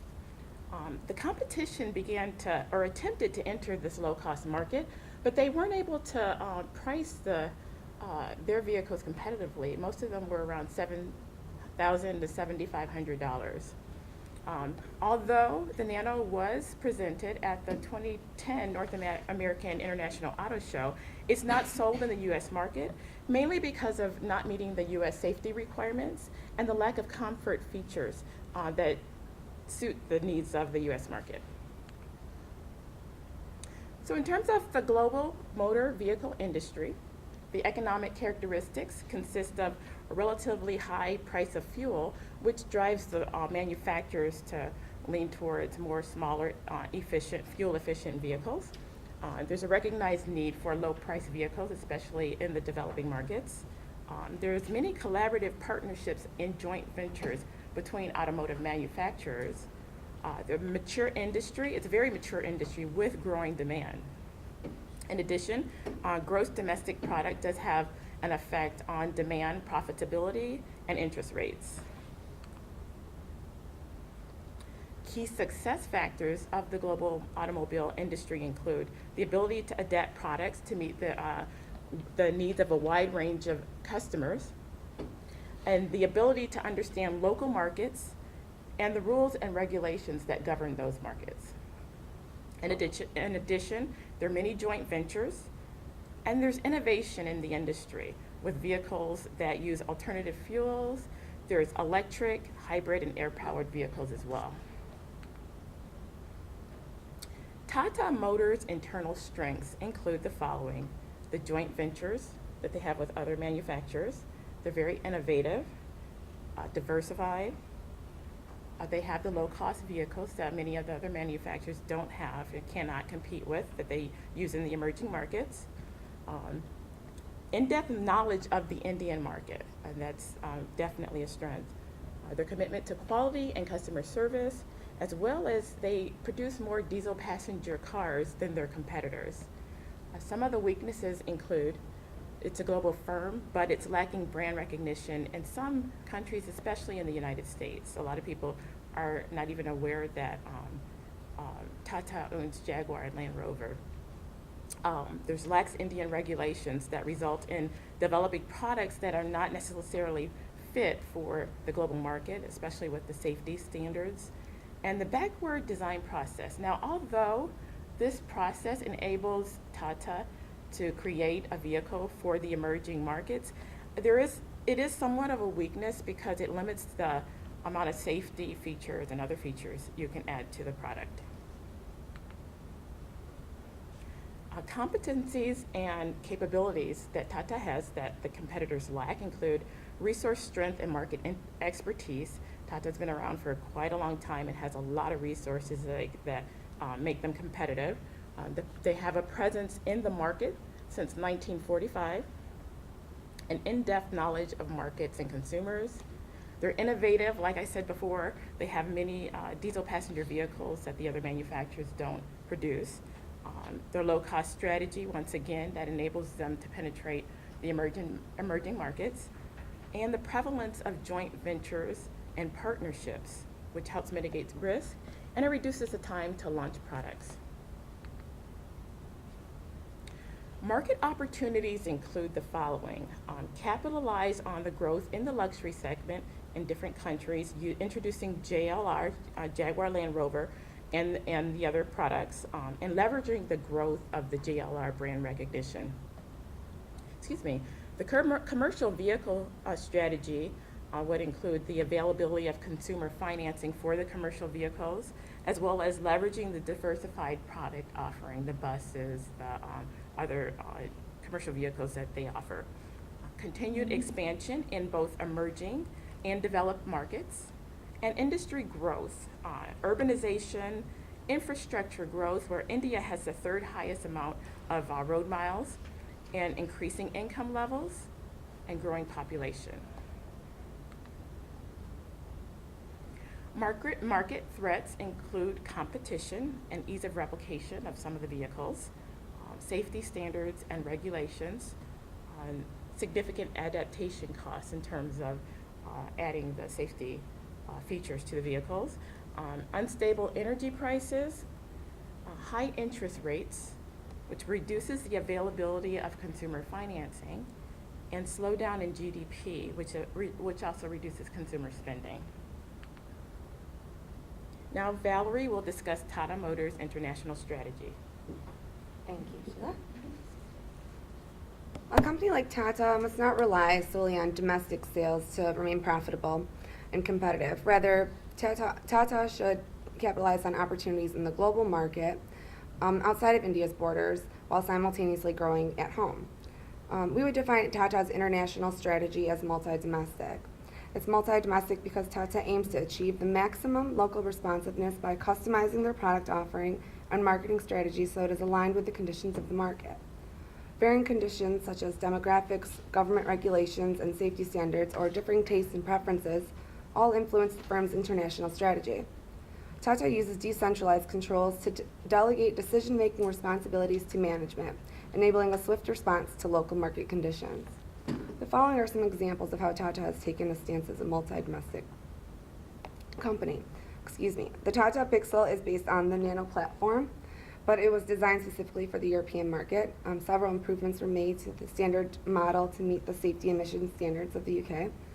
And also the Magic Iris, shown here as a substitute for public transportation. It offers passengers a safe and comfortable vehicle for public transportation. The driving forces in the global automobile industry are few. The first one we came up with was innovation. Motor vehicles worldwide use innovation to gain their competitive advantage. Stringent safety and emission standards push firms to find innovative ways to develop safer vehicles that have minimal impact on the environment.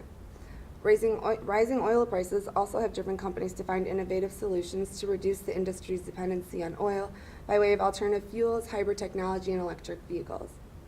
An example of this is that Tata Motors has also developed an air-powered car as a solution to a more economical transportation.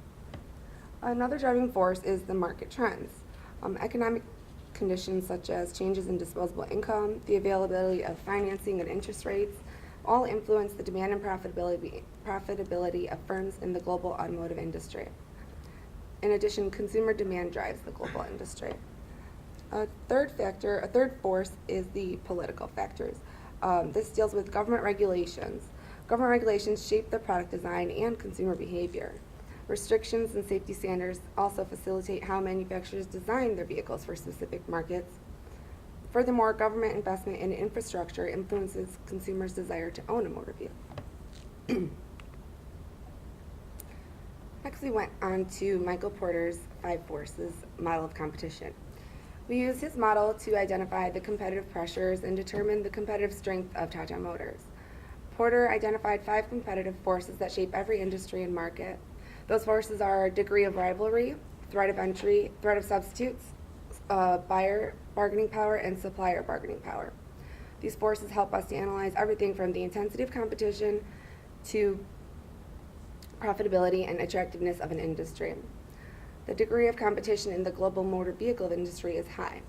There is a great deal of competition in the industry, and the intensity of rivalry is high as consumers have a number of options available to them. The mature industry is dominated by a small number of large companies, and industry growth is slow because products are undifferentiated and as a result are based on price. The only way to increase market share is to take it from competitors. The threat of substitutes is high. Many substitutes offer a significant price amenity trade-off, but scooters and motorcycles offer small size and lower price. Public transportation is offered in more developed countries, and there's also the threat of secondhand vehicle sales. The consumer valuation and the buying process is based on 3 costs: the cost of purchasing the vehicle, maintaining the vehicle, and reselling it. If substitutes were available offering similar services, the likelihood of buyers switching over to another competitor depends mainly on cost. The cost of the automobiles, along with their operating costs, was driving customers to look for alternative transportation options. So just as there is so much competition within the industry, firms are threatened by the possibility of competitors producing similar products. The threat of entrance is low. The existing loyalty to major brands, incentives for using a particular buyer, higher fixed costs, scarcity of resources, and high switching costs of companies, and government regulations constitute the barriers to entry, which in turn reduce competition in the industry.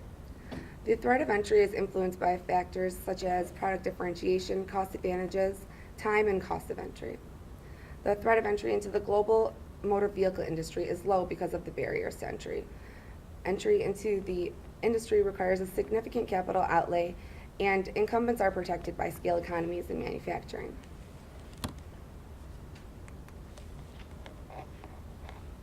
The bargaining power of buyers is high. Consumers have the greatest power in this relationship due to the fairly standardized nature of the automotive commodity and the low switching costs associated with selecting from among competing brands. There's a small number of buyer, large volume purchases, prevalence of alternative options, and price-sensitive customers are some of the factors that determine the strength of buyers in an industry. Buyers have considerable power here because consumers have a great deal of choice in the auto industry. As a result, automakers are constantly monitoring customer expectations to provide timely products that meet their needs. Companies can hold on to a low-cost advantage or offer the desired differentiation characteristics in the high-end market, are more likely to have higher power over buyers than in other segments. And finally, the bargaining power of suppliers is low. The motor vehicle supplier segment is highly fragmented, and as a result, suppliers are extremely susceptible to the demands and requirements of the manufacturer, and they hold very little bargaining power. In addition, Tata has mitigated supplier bargaining power through several strategic alliances and joint ventures over the past 2 decades. So in summary, Porter's analysis infers that the forces are strong enough to make this industry less attractive. In order for Tata Motors to survive, they need to closely monitor competitor actions and respond quickly to the changes in consumer needs and expectations. Next, Brandon will provide us with the financial analyses. Thanks. All right, good morning, everyone. So to start with the financials, we started looking at the gross profit margin. We started with gross profit margin because it's an overall good indicator of a company's financial health. And it also tells us the proportion of money left over after accounting for the cost of revenues, and it tells us the ability for the company to pay their operating expenses. So looking at Tata's gross profit margin, it's consistent from 2011 to 2012 at 11%. And that's what we expect because gross profit margin won't really change too much unless the industry is going through significant changes. So when doing our analysis, we also looked at global competitors such as Ford, GM, and Toyota. And their gross profit margin was in the range of 10 to 14%. So Tata is right where they should be when it comes to the gross profit margin. Next, we looked at net margin, and what net margin tells us is how well a company converts revenues into cash. So looking at Tata's net margin, we see a slight increase from 2011 and 2012. And what that tells us is that they're starting to take measures in increasing revenue and reducing costs and converting those inefficiencies into profits. Next, we looked at return on assets, and return on assets tells us how effectively a company is using its property, its plant, its equipment, and its cash. We looked at net return on assets, and that's also consistent from 2011 and 2012 at 9%. But when looking at Ford, GM, and Toyota, this was actually on the higher end if you averaged out those 3 competitors with their net return on assets. So this is a good sign that the company is making good on their investments. All right, next we took a look at the liquidity ratios, and that's the working capital and the current ratio.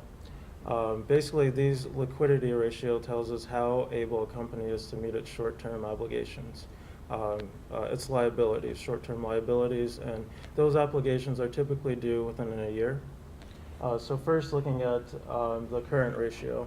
Current ratio, you would like to see at least at 1, because that tells you that you have more assets than you do your liabilities, and you're more capable of meeting those short-term obligations.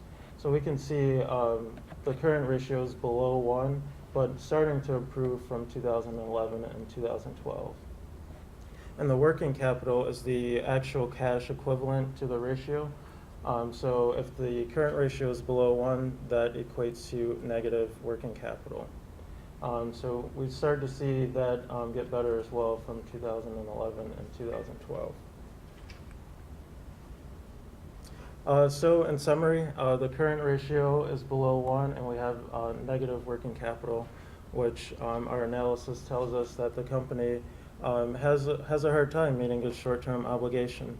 And if the company experiences any struggles, it could be tough to finance any near-term struggles. The negative working capital and the current ratio being below 1 also puts more financial stress on the company, causing them to finance more of their day-to-day operations. So the debt-to-asset ratio is 0.34, 34%. So what that means is that the company is financing 34% of its operating costs. So the advice that we have to correct these issues, we have 3 recommendations. First is to use location-based advantages to improve the value chain. So we started to see that with joint ventures that are taking place with companies in China, where they'll build luxury vehicles in China, which is a low-cost area to manufacture. We also suggest looking in, to manufacture vehicles in Latin America in addition to continue to manufacture in India and export vehicles from India. We also recommend to work closely with suppliers and make sure that they're getting the best bang for their buck when it comes to the parts that are being supplied by their suppliers. Secondly, we recommend increase in revenue, and by doing that, we recommend that the company looks to offer a global vehicle that leverages the Nano platform to increase sales. So by leveraging the platform, there will be cost savings that will require less investment to offer a vehicle that can increase revenues globally. And lastly, we recommend to negotiate longer-term payments, which will help in the short term with short-term liquidity. So if the company can restructure some of its debt to long-term, low-interest financing, that will help in those short-term, meet short-term obligations and be able to respond to any hardships that may come up. So through our detailed analysis, we've identified 3 main problems or issues that Tata is facing. First is the underachievement or overestimated success of the Nano. This was a huge investment of $400 million, and right now it's underachieving expectations. In 2011 and 2012, they sold roughly 70,000 Nanos, but analysts estimate that they need to sell as many as 4 times that to achieve an acceptable return on that investment. Secondly, our analysis told us that the strategy is too narrow focus when it comes to offering a vehicle at a price point that's slightly above the Nano. So we started to see competitors such as Ford and VW enter markets with a vehicle that was slightly more than, that cost slightly more than the Nano that offered incremental safety and comfort features. And lastly, lacking brand awareness. Sheila alluded to it earlier that American consumers, didn't have the greatest idea that Tata even purchased, let alone owned Jaguar and Land Rover. So the recommendations that we have to address the issues that we've identified First, we recommend offering a marketing campaign for the Nano. Our analysis told us that the company went through a lot of investment, they did a lot of research, but they failed to market it properly. So we suggest doing a marketing campaign that outlines the efficiencies that the Nano poses over two-wheel vehicles such as mopeds and scooters that are currently used in India. We also recommend to launch a global marketing campaign leveraging various media such as social media, but the point of this program is different than the first one that I mentioned. The purpose of this marketing campaign is to exploit the corporate social responsibility efforts that Tata is a part of. So it would be good for the company to express how they're empowering people in emerging markets by offering low-cost vehicles that basically open up the highways to them. So this will increase their social responsibility and brand recognition. And our last recommendation is to offer a global vehicle that leverages the Nano platform but at a higher price level. And the idea behind this is that the investment would be low because it would leverage a platform that's already in existence in the Nano, but at the same time add incremental safety and comfort features so that this could be a global vehicle and not specific to the Indian market. So we could build these vehicles using low-cost location advantages and export around the world. So that would increase sales and also increase our global recognition at Tata. All right, now we'll like to open it up for questions and discussion. That's great. Thank you. I wanted to ask more about the social responsibility part there. That was really great, interesting.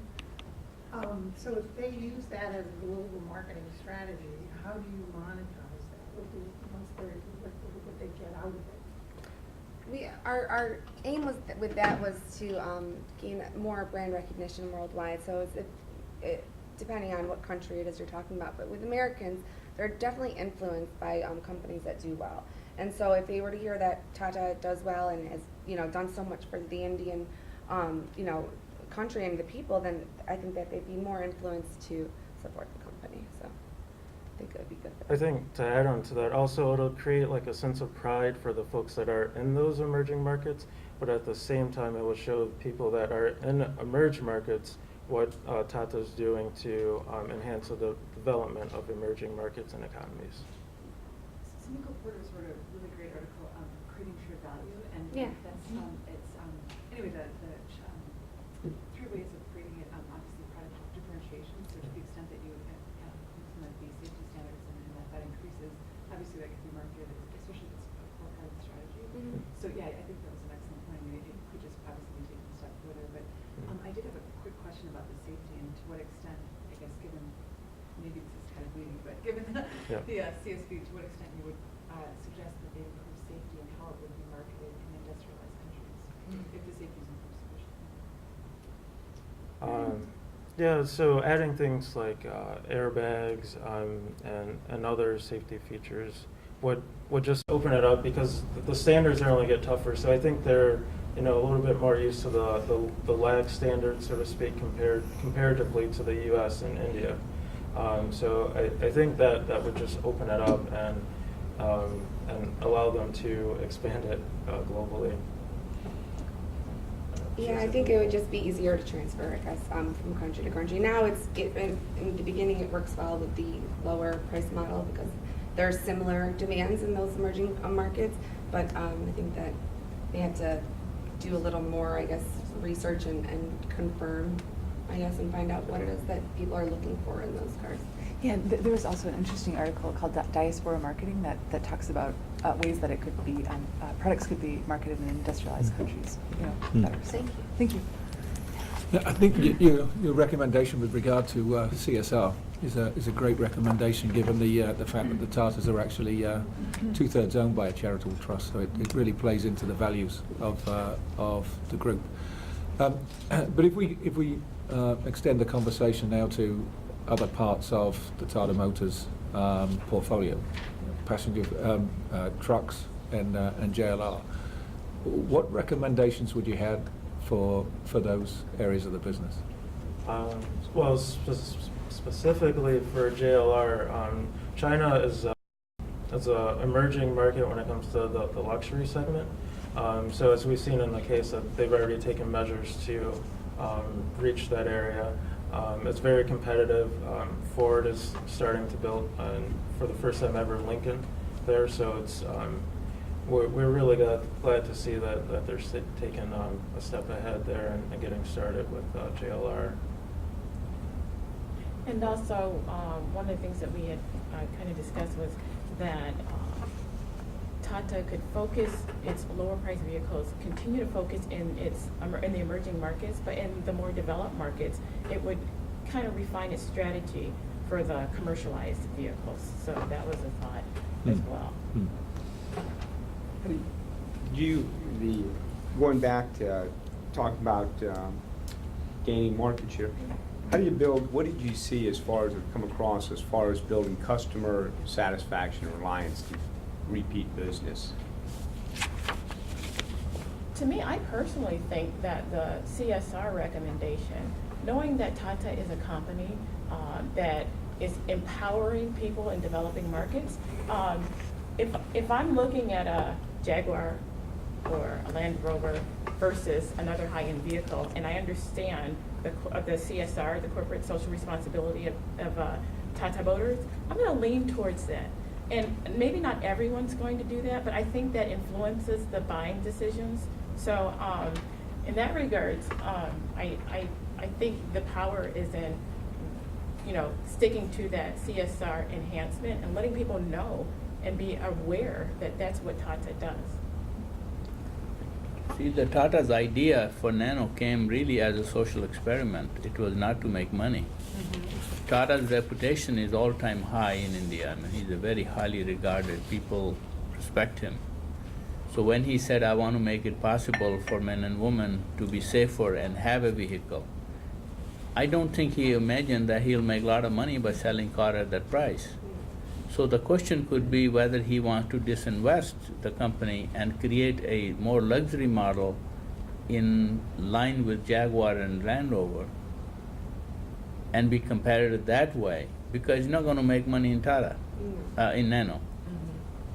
And the fact they're not selling or marketing is another issue, whether they have really marketed appropriately or whether they have marketed with a different motive rather than saying, we are here for profit company, therefore we want to sell you this to make some money, saying this was car designed simply to empower people who did not have other options.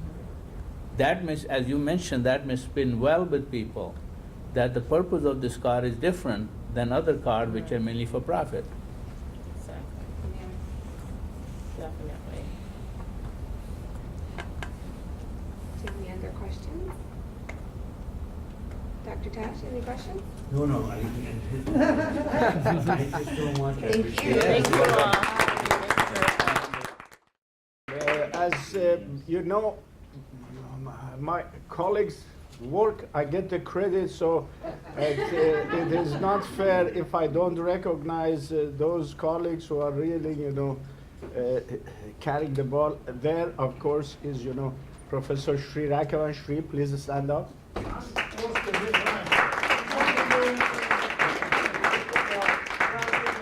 By the way, for those who did not know, you are here because of Dr. Sri Rakavan.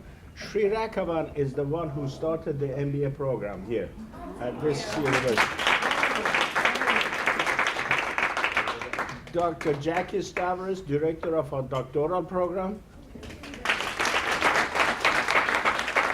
Dr. Lou Petro, who was Dr. Petro. Lou is a college professor, and Dr. Petro was dean of the college for more than 10 years, right, Lou? About 10 years, yeah. 10 years. And it was when Lou was the dean that they finished this building, am I right? Oh, yeah, yeah. And here, you know, I have, you know, Anna, please stand up, you know. Anna joined us recently, and she works with Mina, and she's in charge of advising both undergraduate and graduate students. Mauricia, you are also new, please stand up. Mauricia is, you know, the face of our office. As you enter, you see that beautiful lady, you know, sitting up front. I have at this table, you know, Dr. Tom Marks. Dr. Tom Marks, would you please stand up? I know Dr. Tom Marks for many, many years. Dr. Tom Marks was chief economist at General Motors, and I remember years ago when I was at University of Detroit, every class immediately after we opened registration, his class was closed. Ms. Mina Gina, Mina is the director of both undergraduate graduate business programs, and truly an asset. That institution is blessed for having individuals like Mina and of course Donna. Donna is assistant to the dean. And of course we have here, you know, Dr. Pavlot Sevro. Dr. Pavlot is a professor of finance. And of course we have Megan. Megan is about work study. You know, Vladimir, introduce the person who helped you with, you know, scoring. Oh, And of course, you know, Dr. Sharon Tudge, the chair of the management. I'm all set. Okay. Now, Angie is gonna help me with what we should Absolutely. do next. Real quick, my name is Angie Zelenak. I'm with the University Advancement Office. I'm a philanthropy director, and our office, Emily Remington as well, put together and worked with Dr. Taj in setting up this event, and we'll go a little more into detail about that. What I do is I work in funding for the university, and Dean Mearshab said I do a lot of pickpocketing on behalf of the university. But I know I pickpocketed yours, and I said I'm never going there again because there was nothing there. Right. So, each time I go to your office, I say, oh, I left my wallet in my office. But without kidding aside, I am an MBA graduate as well, 2013, and many of you, I recognize your names and faces, so congratulations on where you are today. It's the best education I have ever received, and I must say it was hard. It was very, very hard. And I understand that your class is pretty hard too, so actually that's a thumbs up. But what we'd like to do is start by having our guests, our judges, introduce themselves. A little bit of background would be helpful, and that allows us, the students, to get a little more free-flowing conversation with you. If you'd be so kind, maybe to start with you, Colonel. I'm Ron Shun. And they're up, stand up, they want. I'm the chief of staff over at TACOM. We've got 6 production and manufacturing facilities. We're at about 109 locations around the globe. Our job, of course, we do the organic industrial base, and then we also go back and provide about 60+% of the equipment that the Army has. And we always use the tagline, if a soldier eats it, shoots it, wears it, or drives it, we provide it in some form or fashion. And it is an honor to go through, and what we do is hopefully one of the things that we always talk about in the organization is how we build strategic partnerships, and that's how one of the things is we're partnering with Lawrence Tech, because we do believe in what education does for both our civilian and military members over there, and that we've got to be partners in the community and give back. And so we have a program with Lawrence Tech. We bring back senior service college fellows and other programs with the MBA and other things that we can go back in and make education lifelong learning. So I have the privilege to serve this nation 26 years, to give back, and every day to know why I serve, that I have the privilege, a chance to serve the American people, and again, I never take that honor and privilege lightly. So that's what I do over there, and again, thank you for the invitation and generosity today. Thank you.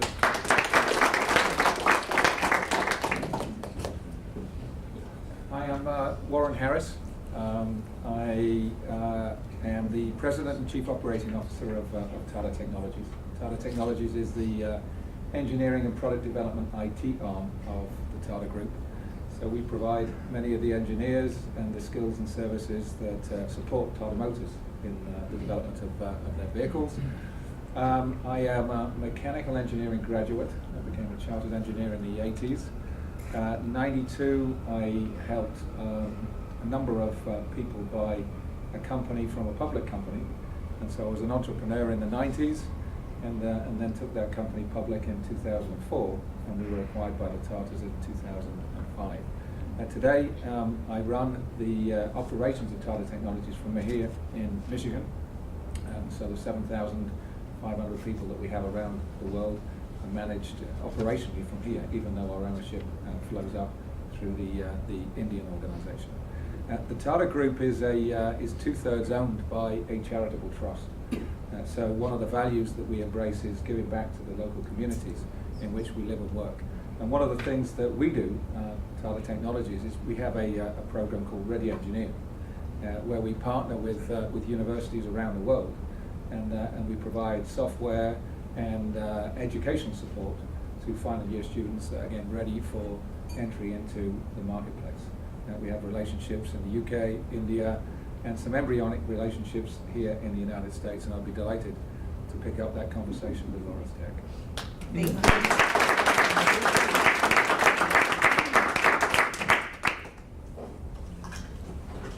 I gotta go after that?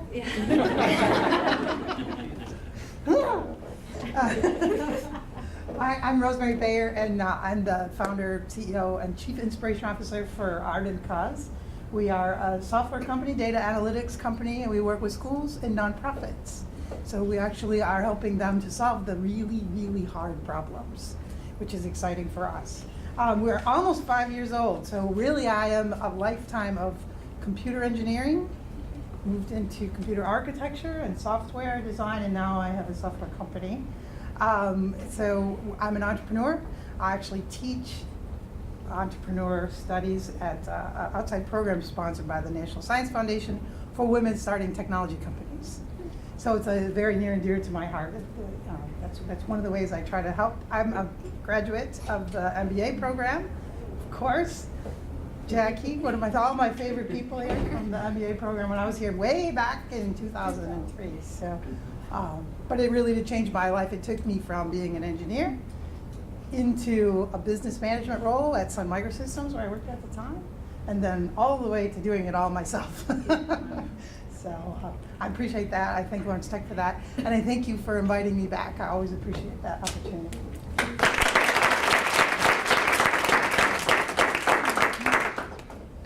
Mrs. Ford. Hi, I'm Janet Ford, and it was quite an honor and privilege to be here today. So I really appreciate everyone's effort and work, and it was the presentations were excellent. I studied economics. Was hired as an assistant vice president. I sold investments for a while and was hired as an assistant vice president at JP Morgan, and have been a management consultant, and am actually teaching a MBA class here, international global business economics. But I love it, actually. It's probably my favorite job. So I really enjoy it. Yeah, and gosh, not much else. I really am also driven by sort of giving back to the community, and I love the entrepreneurial spirit. So yeah, I'm very happy to be here. Thanks. Dr. Motley needs no introduction, but This is my second interview for the job. Well, thank you. It's a great privilege for me to be serving Lawrence Technological University. I have been in the area for about 40 years. 36 years I spent at Oakland University. Last 11 as the provost, and two of the many things I was very fortunate to associate with was to bring the Cooley Law School to Oakland County from Lansing. I negotiated that so they were on our campus for 6-7 years. And when that was done, I started constructing or building a medical school, the first medical school in 47 years in Michigan. Which is Oakland University William Bowman School. School of Medicine. It is now rated highly nationally, even though it's young. It started in 2011, and it's already ranked very high because its curriculum is very different than others. In a traditional medical school, you have 2 years of basic sciences, 2 years of clinic.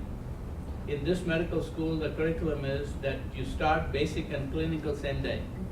You learn about physiology of the heart in the morning, in the evening you go to hospital, you actually see a heart patient. So this way, the doctors that are being prepared, they don't forget what they learn early on. So they don't just prescribe medicine, they actually know the physiology and also the surgeon, etc. So I'm very pleased with that. After that, I didn't think, what could I do there?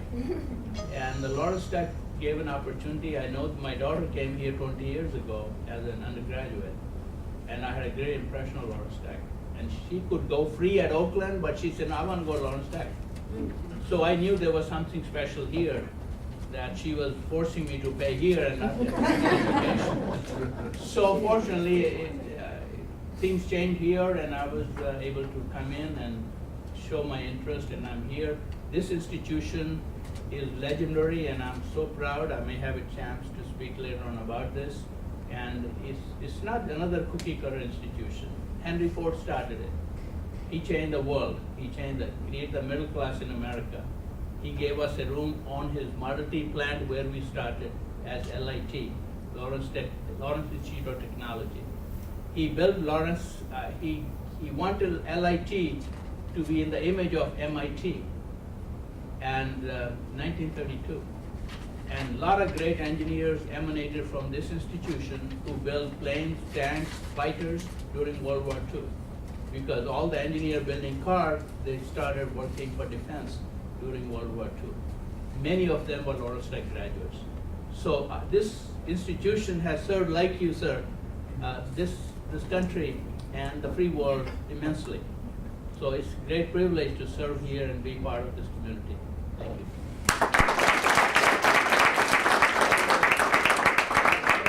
I kept the best, I should say, for last. My boss, the provost of University of great Lawrence Tech University, Dr. Maria Vaz, who would join us, of course, in giving the award recognition. But Dr. Vaz, can you please say a few things? Okay, thank you. I didn't expect it, but it's okay. First of all, thank you very much for being invited to come to be here.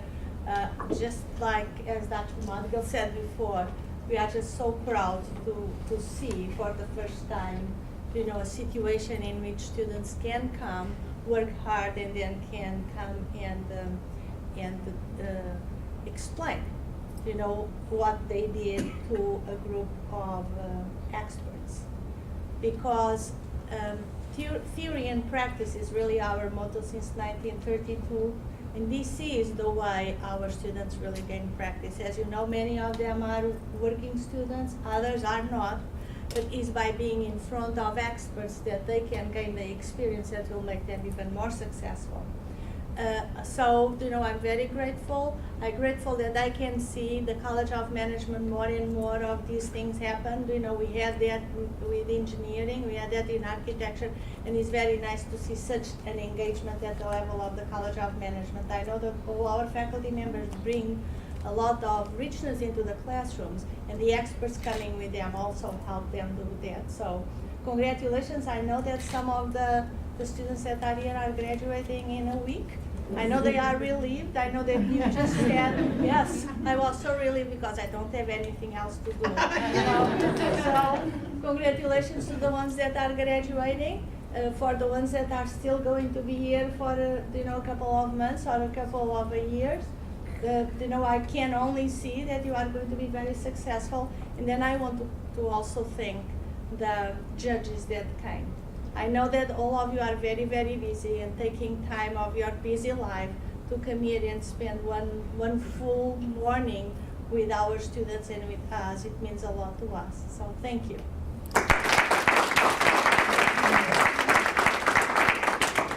So in establishing this event, I was asked to in working with Dr. Taj, I was asked to talk a little bit about his background, because the beauty of this experience at Lawrence Tech is that we get that real close and personal experience with the faculty.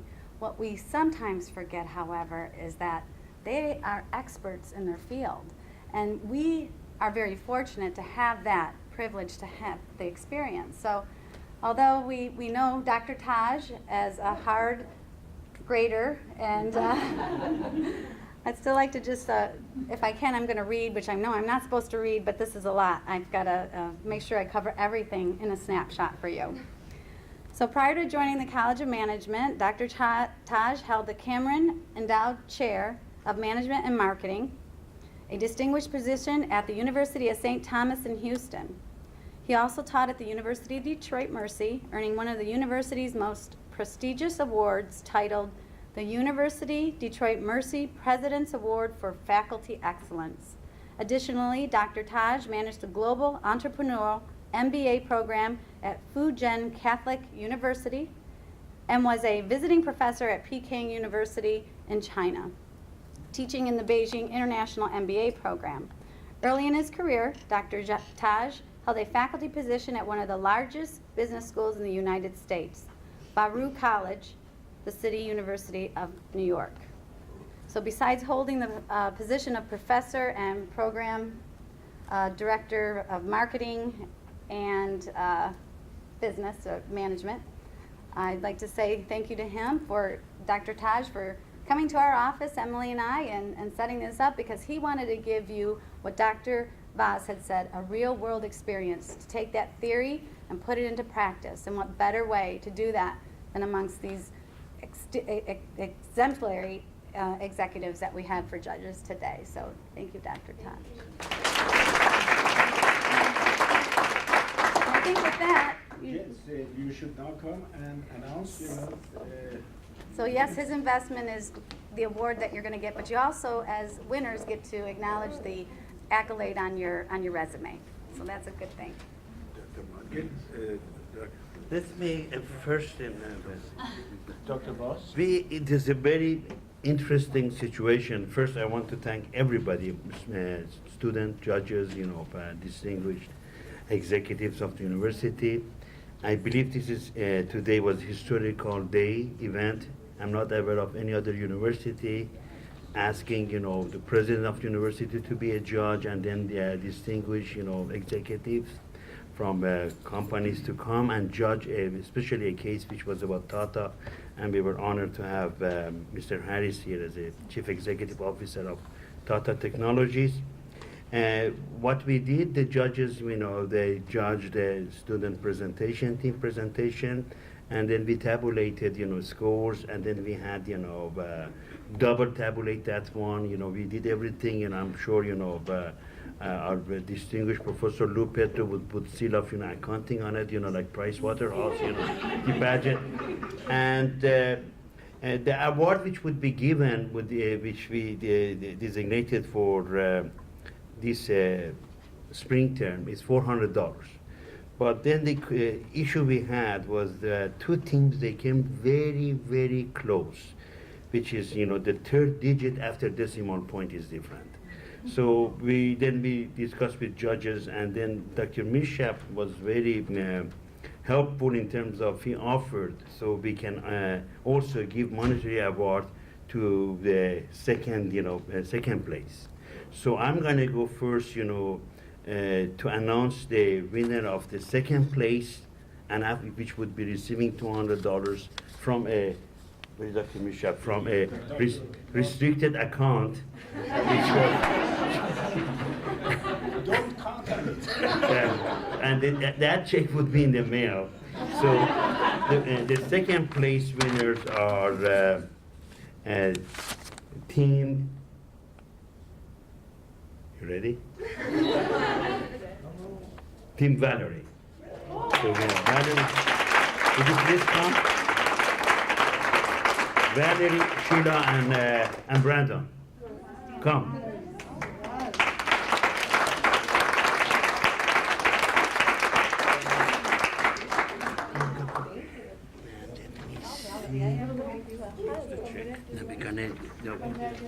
No. This is the check.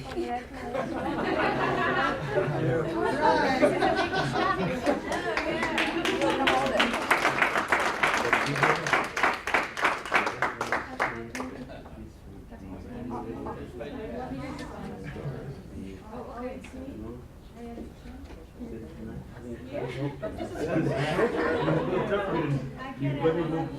Why not? We have to move this one. Very nice. Okay, very good. Hungry, 1, 2, 3. Thank you.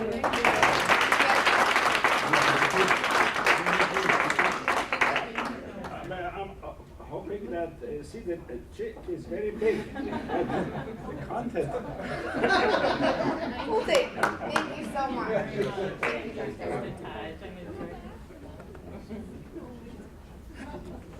Thank you.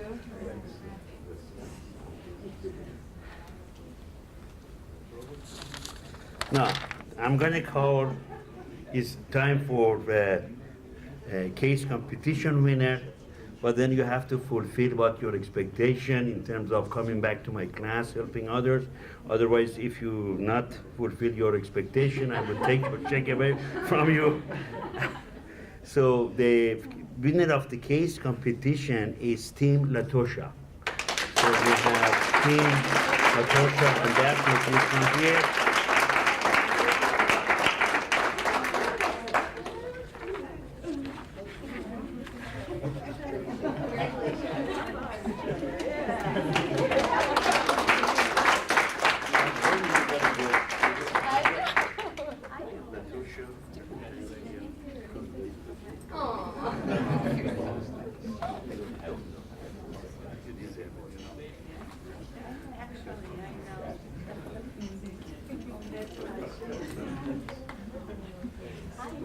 Because you were in my class.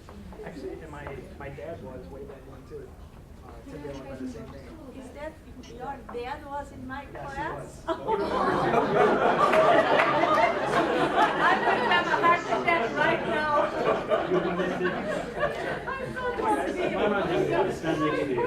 Yeah, of course you are. Grab a hold of that.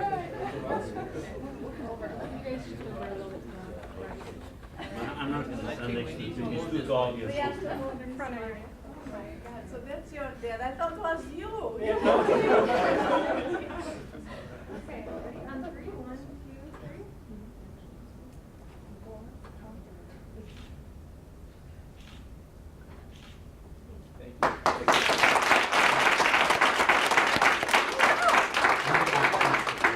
I've been shaking your hand a lot these last 2 weeks,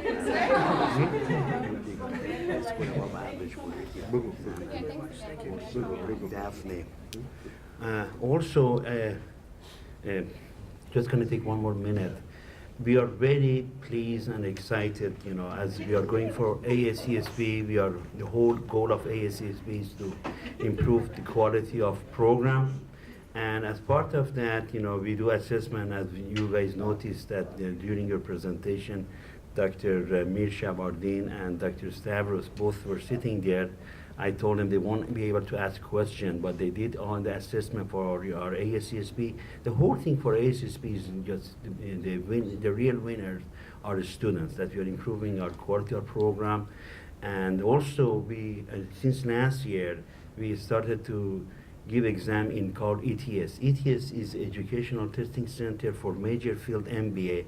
It's an exam which is given from outside. It's not given by us. We proctor exam. And this exam are taken by many universities in the United States and world. Many in distinguished universities such as University of Michigan, University of Virginia. And getting a score high in that, you know, percentile rank is extremely important. And I'm extremely proud and honored that the students in MBA, 6073 Global Strategic Management, they score way above national, and their percentile rank were above national average, not compared to student, you know, in Michigan all over, you know, the world. So this is a great honor for all of us, you know, that I told the student is not only going to be, you know, judging you in terms of your performance on ETS, is also telling us as faculty whether we are doing our jobs right. So I'm very pleased about that. Also, I want to mention that Daphne, she scored the highest. She's one of the highest, you know, around the world. She scored in the top 20%, so 80% of MBAs everywhere. Vito, Daphne. We're all proud of you and proud of every member of our students here. Thank you so much. Thank you. That's right. Actually, in terms of performance, we were in the top 40%. 60% of scores were below us, and there were 182 institutions. Now, I may ask Dr. Margil, before giving his keynote speech, to give a small present to our judges who took time out of their really busy schedules to come here.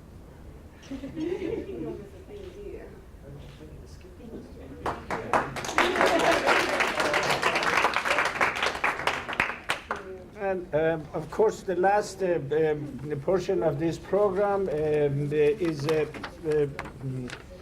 this presentation by Dr. Margil, the 7th president of Lawrence Technological University. President Margil.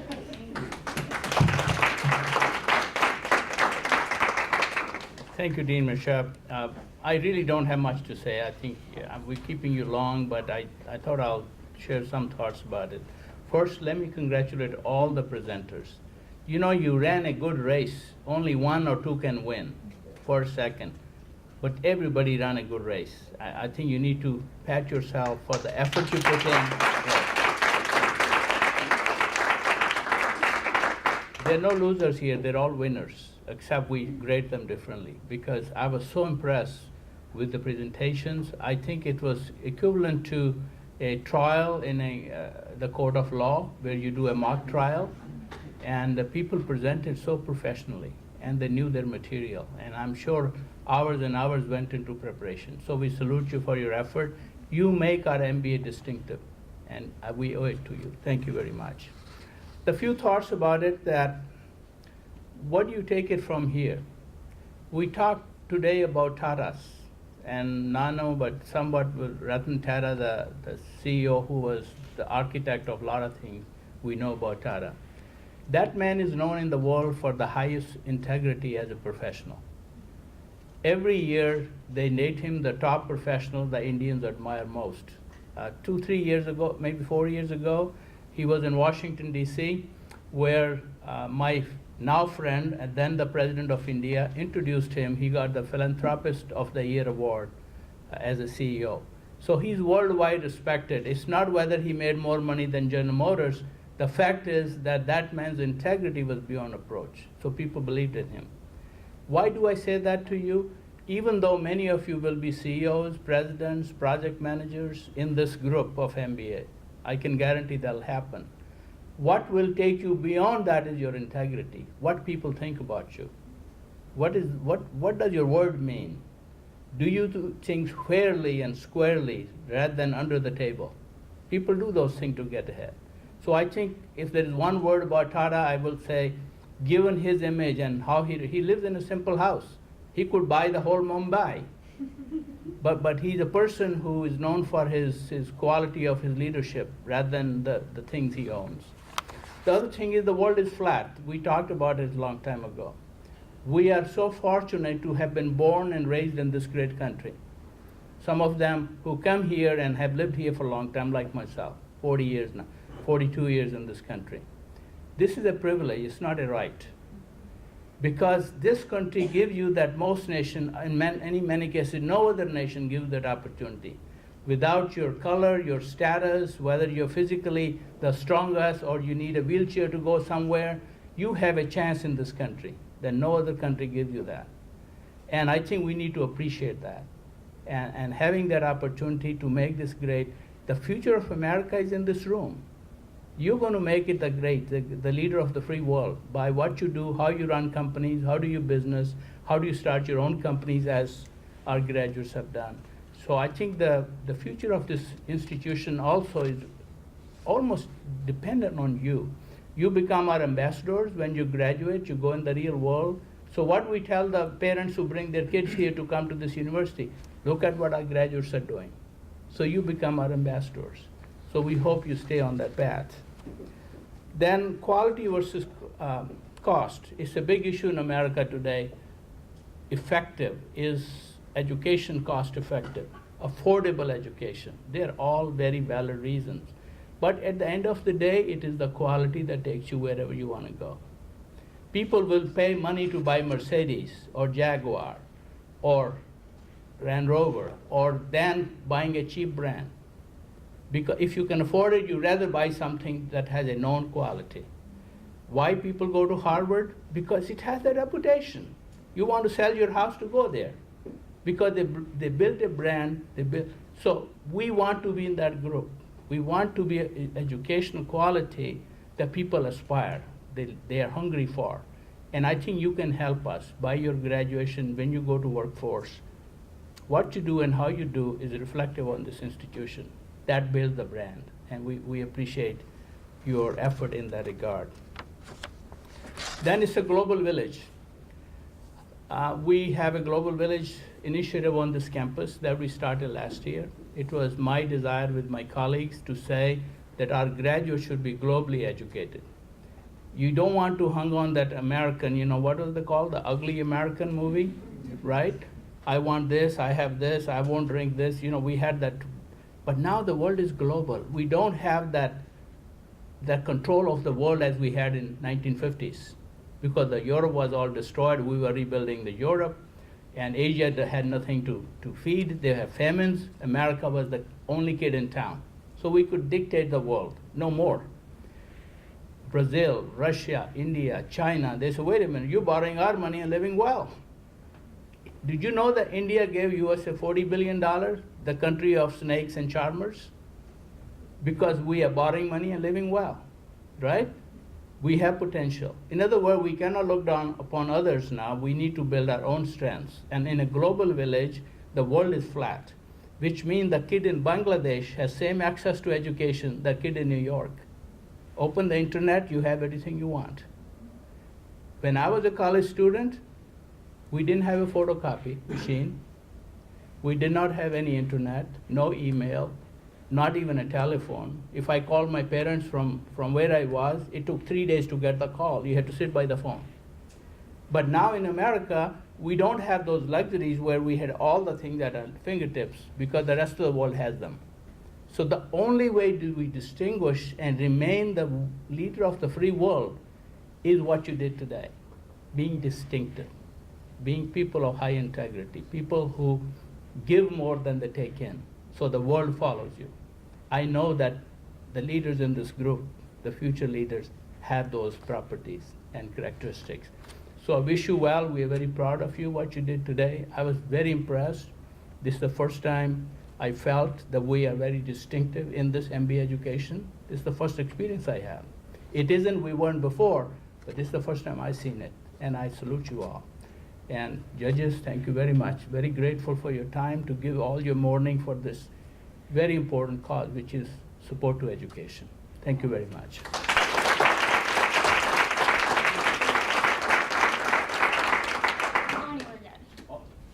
So I want to share a little story with you. He keeps forgetting he is a president, but he's also a judge. So early this morning, Marissa and Angie, where is she? They were running around, and they gave me the bags, and they told me to hide them. And I said, well, there's 4 bags and 5 judges. And they nodded, and they said, well, President Modgill gets a lot of gifts from around here and has everything you could think of. And I said, well, what are we going to do for him? And they've already thought of that, because I understand you do not have, I don't even have one of these. Lawrence Tech College of Management. Cool. This is what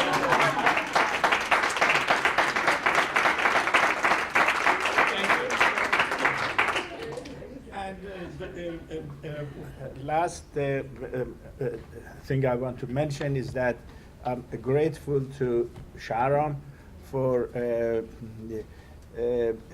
making it possible for this event. Actually, the prize that you got was a donation from Sharon, and he promised that next year he's gonna make it 2 awards. So beginning, next year, Sharon is gonna contribute twice.